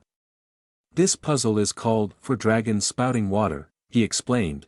As Yi Brother examined the scroll, the holy master felt a hint of confidence, thinking to himself, the old man in Ziqing Holy Land used this puzzle to challenge me for hundreds of years.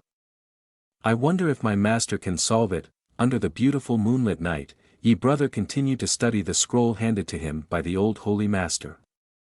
He then spoke up, please guide me, Senior. At that moment, Yi Brother's expression suddenly changed. Although for a moment it seemed as if he was taken aback, his face soon morphed into one of disdain as he asked, is this puzzle all there is to your so-called exquisite challenge? The holy master replied honestly, yes, indeed. For decades, I have yet to solve it. Yi Brother's expression turned into one of extreme disdain, thinking to himself. This isn't a typical example for beginners learning Go, is it? Cultivating immortals, they call this a dead end. What do you usually play? Flying chess. The holy master sincerely asked, can the senior show a way to break it? Yi Brother, with no interest, thought, I understand now. It seems there are indeed no chess masters among the world of cultivating immortals. With a dangerous look, Yi Brother licked his lips and said, then it's my turn to show off. He suddenly stood up, placed the paper on the table, then turned and walked away, waving his hand signaling, follow me. Yi Brother led the holy master to the chessboard, which emitted a faint golden light, the celestial board. The old holy master was immediately startled, the celestial board, an embodiment of celestial principles. This chessboard is 8 parts way celestial chi, as in the legends. Yi Brother glanced at the tactical setup on the paper and said, regarding this chess formation, there are about 12 ways to solve it, but I'll only impart to you the 4 most refined methods. As for the remaining 8. Before he could finish, the holy master's excitement reached a level. I understand ye senior's intention, and I humbly request guidance, said the holy master. Outside, Yi Brother nodded with a dignified demeanor, but he thought, it's all made up by me. Otherwise, it would make me look very ignorant. At the same time, in the imperial court of Dayan, old ancestors held the talisman in hand, reading the meaning within it. seeking the path of transcendence, traversing the celestial realms, relying on the Tao to transcend, yet never seeing the transcendental flower. The emperor silently pondered, this time, I've come to pay respects to old ancestors, firstly for Bing Xian's safety, and secondly, to borrow old ancestors' cultivation to assess the skills of this individual. To respond in the best possible way, Yan Yang observed the trembling hand of old ancestors due to excitement and thought, now it's just a talisman from that senior, yet it's made old ancestors react as if receiving a treasure. After reading a few lines of the talisman, old ancestors couldn't hold back tears. I have cultivated for thousands of years, always longing for immortality in blessing the yen, yet neglecting those around me. The senior has imparted the essence of cultivation into each character to guide me to the core of cultivation. Cultivation, it's about cultivating the self, more important than anything else. The emperor dared not mutter, it's done, old ancestors are too engrossed. Yen Tianshan handed the painting to Yen Bing Xian and said, Little Ninth, if you have the chance, thank that senior for helping us. This talisman has shattered my heart realm. If not for this surprise, I might not have made a breakthrough soon. Yen Yang asked in astonishment, is old ancestors telling the truth? Yen Bing Xian asked happily, if old ancestors already intend to do so, why don't you go meet Yi Senior yourself? Hearing this, he was stirred and asked, Little Ninth, what did you say? Yen Bing Xian raised a finger cheerfully and said, before I left, Yi Senior agreed to let me visit him there. Yen Tianshan asked again, is that true? Yen Bing Xian nodded as if confirming. Hearing this, the emperor couldn't remain calm. Old ancestors, you can't do this. Junior sees a problem with this. This person indeed has cultivation, but hardly anything good like this happens in this world. Not only granting Bing Xian a second spiritual route but also allowing the girl to return to visit at any time. People often say that those with great power use mortals as pawns for their schemes. I'm worried this person might use Bing Xian to lure old ancestors into a trap. With these words, old ancestors became extremely angry and scolded, enough. You, as the emperor of the Dayan Old Kingdom, are so narrow-minded. That senior has bestowed upon our Dayan Old Kingdom an extraordinary genius, and yet you dare to doubt the sincerity of that senior. It's truly laughable. Seeing the situation becoming tense, Yen Bing Xian quickly stepped forward to intervene. Old ancestors, the emperor is not like that. He is also concerned about our Dayan. Yen Tianshan solemnly cautioned, if not for that, then the emperor like him wouldn't need to exist. Yen Yang trembled and remained silent. Old ancestors continued, Yang, you haven't reached that realm yet, so you still don't understand. Using weaklings as pawns is just a method used by those who have been trapped in the same situation for thousands or even tens of thousands of years without breakthroughs. It's just a choice. As for this senior, whether in heart realm or cultivation, they have already reached the highest peak. A senior who has reached such a level is called a great hidden expert. Compared to their schemes, they prefer to smile and watch the mortal world from afar. Upon hearing a series of principles, Yen Yang immediately knelt down and bowed his head in apology. Old ancestors, Yang knows his mistake. If old ancestors have decided to meet that senior, I will make preparations for the ceremony. Yen Tianshan turned away and replied, knowing your mistake is enough, but a figure like that senior probably doesn't care about any treasures anymore. Therefore, I decree that you stay in the imperial capital because Yi Senior is building a shrine, establishing a gold body, and receiving the worship of the people. Later, in the crowded streets, a soldier held up a paper and announced, by the decree of His Majesty, 3 days from now, on the 6th of September. All the people of Dayan must come to Dongshan to offer congratulations. Upon hearing this, the people began to chatter, what day is the 6th of September? Dongshan is the royal feng shui site, who are we congratulating? I heard recently the whole city has been building a temple within 3 days, it's called Chongqing Temple. A dark-robed figure lurking behind the wall heard everything and thought, this is strange. I must report back to His Majesty. The scene then shifts to Xia Chao Old Kingdom. The emperor sat on his golden throne, looking over the offerings being presented, and said, I heard that the country of De Yen has built a Chongqing temple. Do you know what Chongqing means? The high officials below exchanged a few words. Doesn't Chongqing mean hoping for national prosperity and longevity? What is Yan Yongnian up to again? 8 parts of it are probably something that old Yan Tianshan is planning to do. Yan Yongnian is deliberately releasing smokescreens to deceive us, a senior official remarked. Your Majesty, I suggest sending someone to De Yen to investigate thoroughly. At the same time, in the Guqin kingdom, the elderly emperor slammed his fist down on the table in anger, causing it to crack. He shouted, what are those spies doing? They don't even investigate the news properly. What's the use of keeping them around? A senior official spoke up, Your Majesty, please calm down. Although we don't know the identity of Yi Senior, building a temple, forging a gold body, and receiving the worship of the people, these are not things that ordinary cultivators can achieve. It's either someone who has ascended to the upper world or a supreme figure. I suggest sending a group of skilled spies to investigate this matter thoroughly. Time passed swiftly like a running dog in the fields, and in the blink of an eye, 3 days had passed. Yan Yongnian personally arrived at the palace gates, bowing deeply in respect. The construction of the temple for Yi Senior has been completed. I invite old ancestors to inspect. Then, a palace maid stepped forward and announced, reporting to Your Majesty, old ancestors are about to break through. They instructed you to be cautious and not to be careless. Yan Yongnian responded with few words, Junior understands. Meanwhile, several spies lurking on the rooftop were diligently eavesdropping on the news. One of them turned to speak, brothers, have you heard? Yan Tianshan is about to break through. His Majesty's guess was indeed correct. At that moment, another spy corrected the statement, wasn't His Majesty suspecting Yan Yongnian's plot?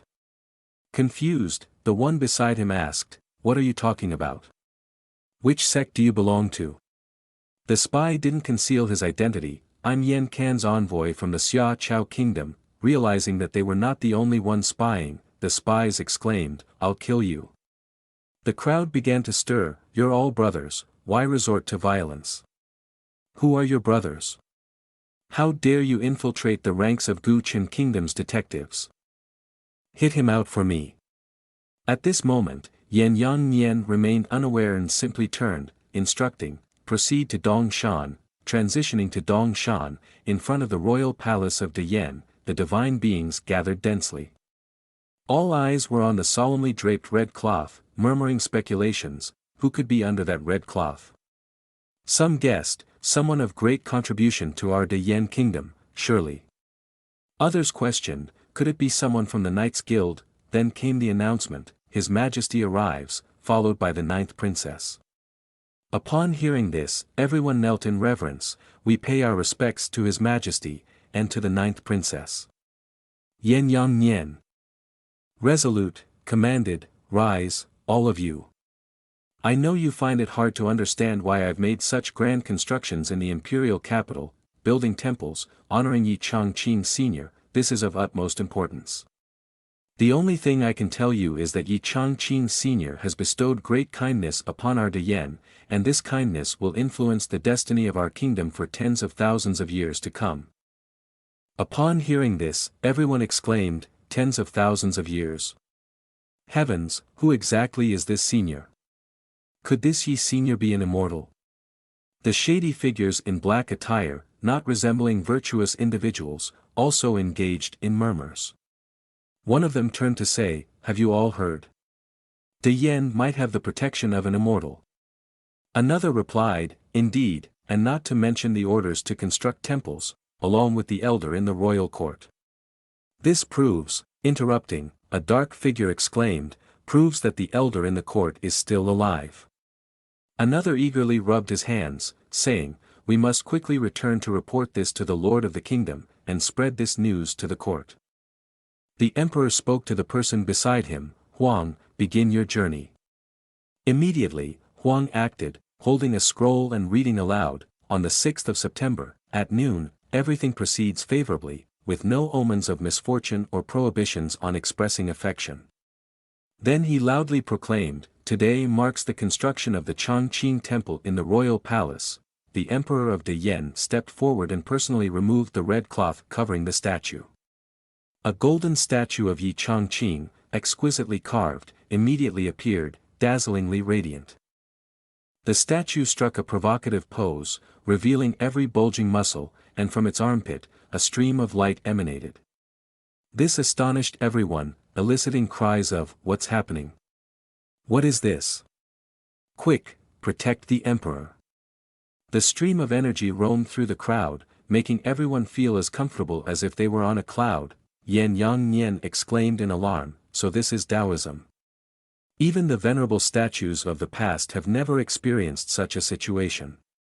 Could it be that even though Yi Senior is made of stone, he embodies the peak existence within the realm of immortality?"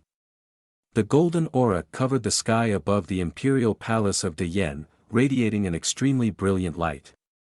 The marvelous energy spread everywhere, leaving everyone in awe, saying, "The statue of Yi Senior brings auspiciousness to us." In the clear sky, suddenly turned gloomy, a bolt of lightning struck down, causing a stir among the onlookers. It was normal just now, why did lightning suddenly appear? Such ominous signs. Yan Bing Xian suggested, "Father, this abnormality has never been heard of before. Should we summon Master Lu?" The emperor replied, "No need to hurry, let's observe further." Just then, the dark clouds dispersed, and brilliant light appeared.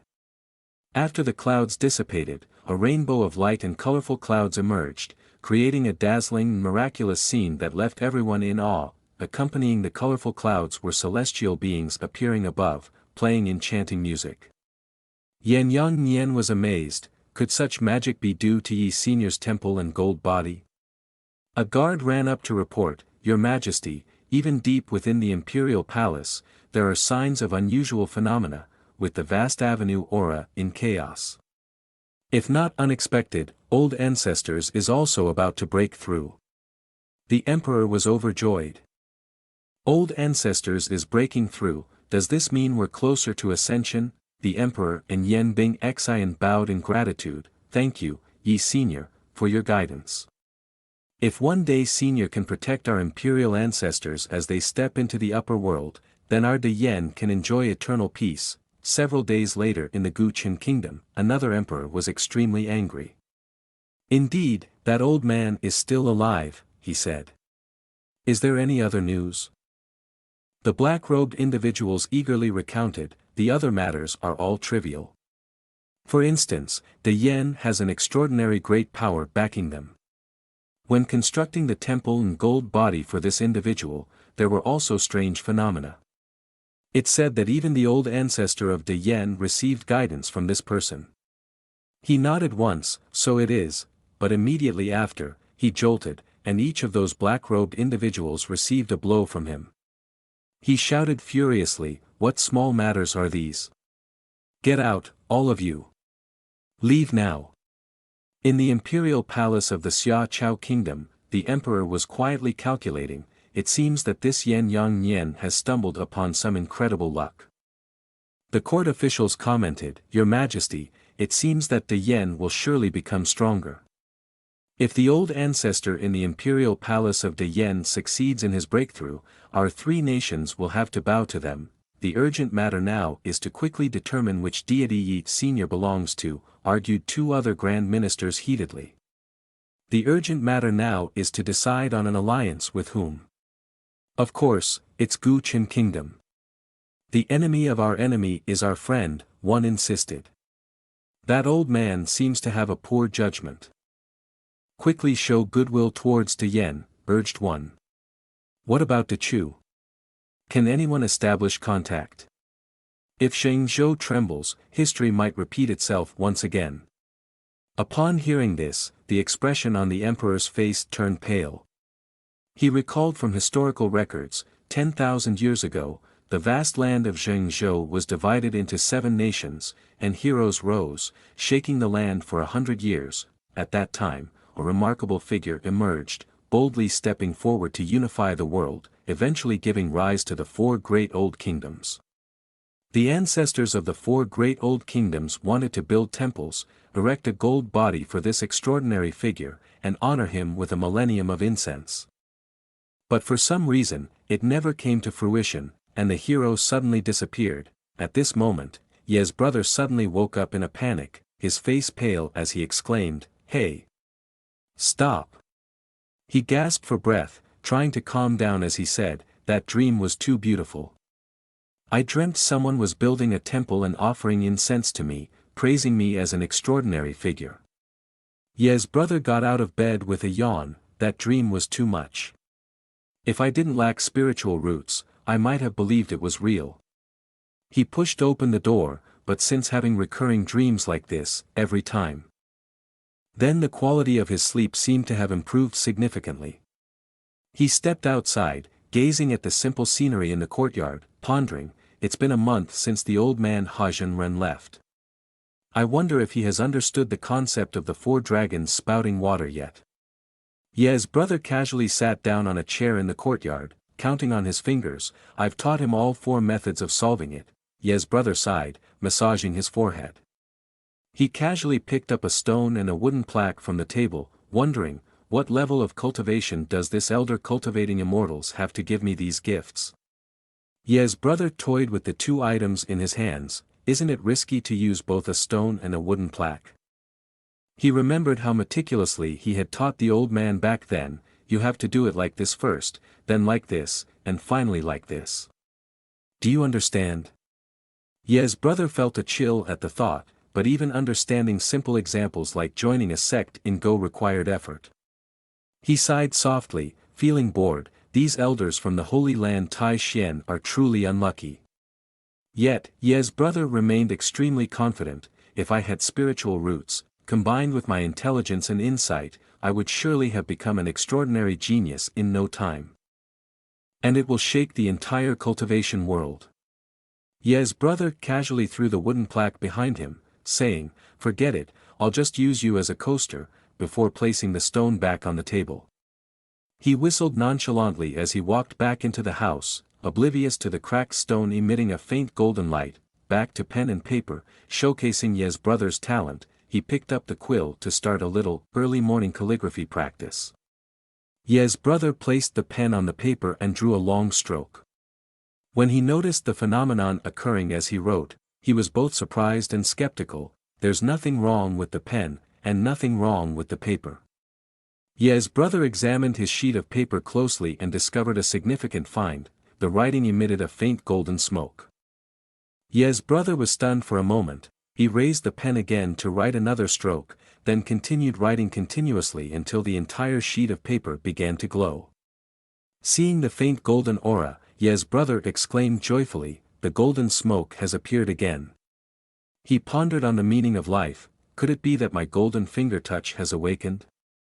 Little He, outside, hearing his master's enthusiastic voice, felt a sense of resignation, thinking, Master is really powerful, even his hands can turn into gold. Completing the painting, Ye's brother's face was filled with immense satisfaction. This piece is. Suddenly, 3 large characters appeared, sparkling throughout the painting. Ye's brother rubbed his shoulder and decided to redo it. He began to write with the sentiments of a lovesick fool, loving her in the lonely alley.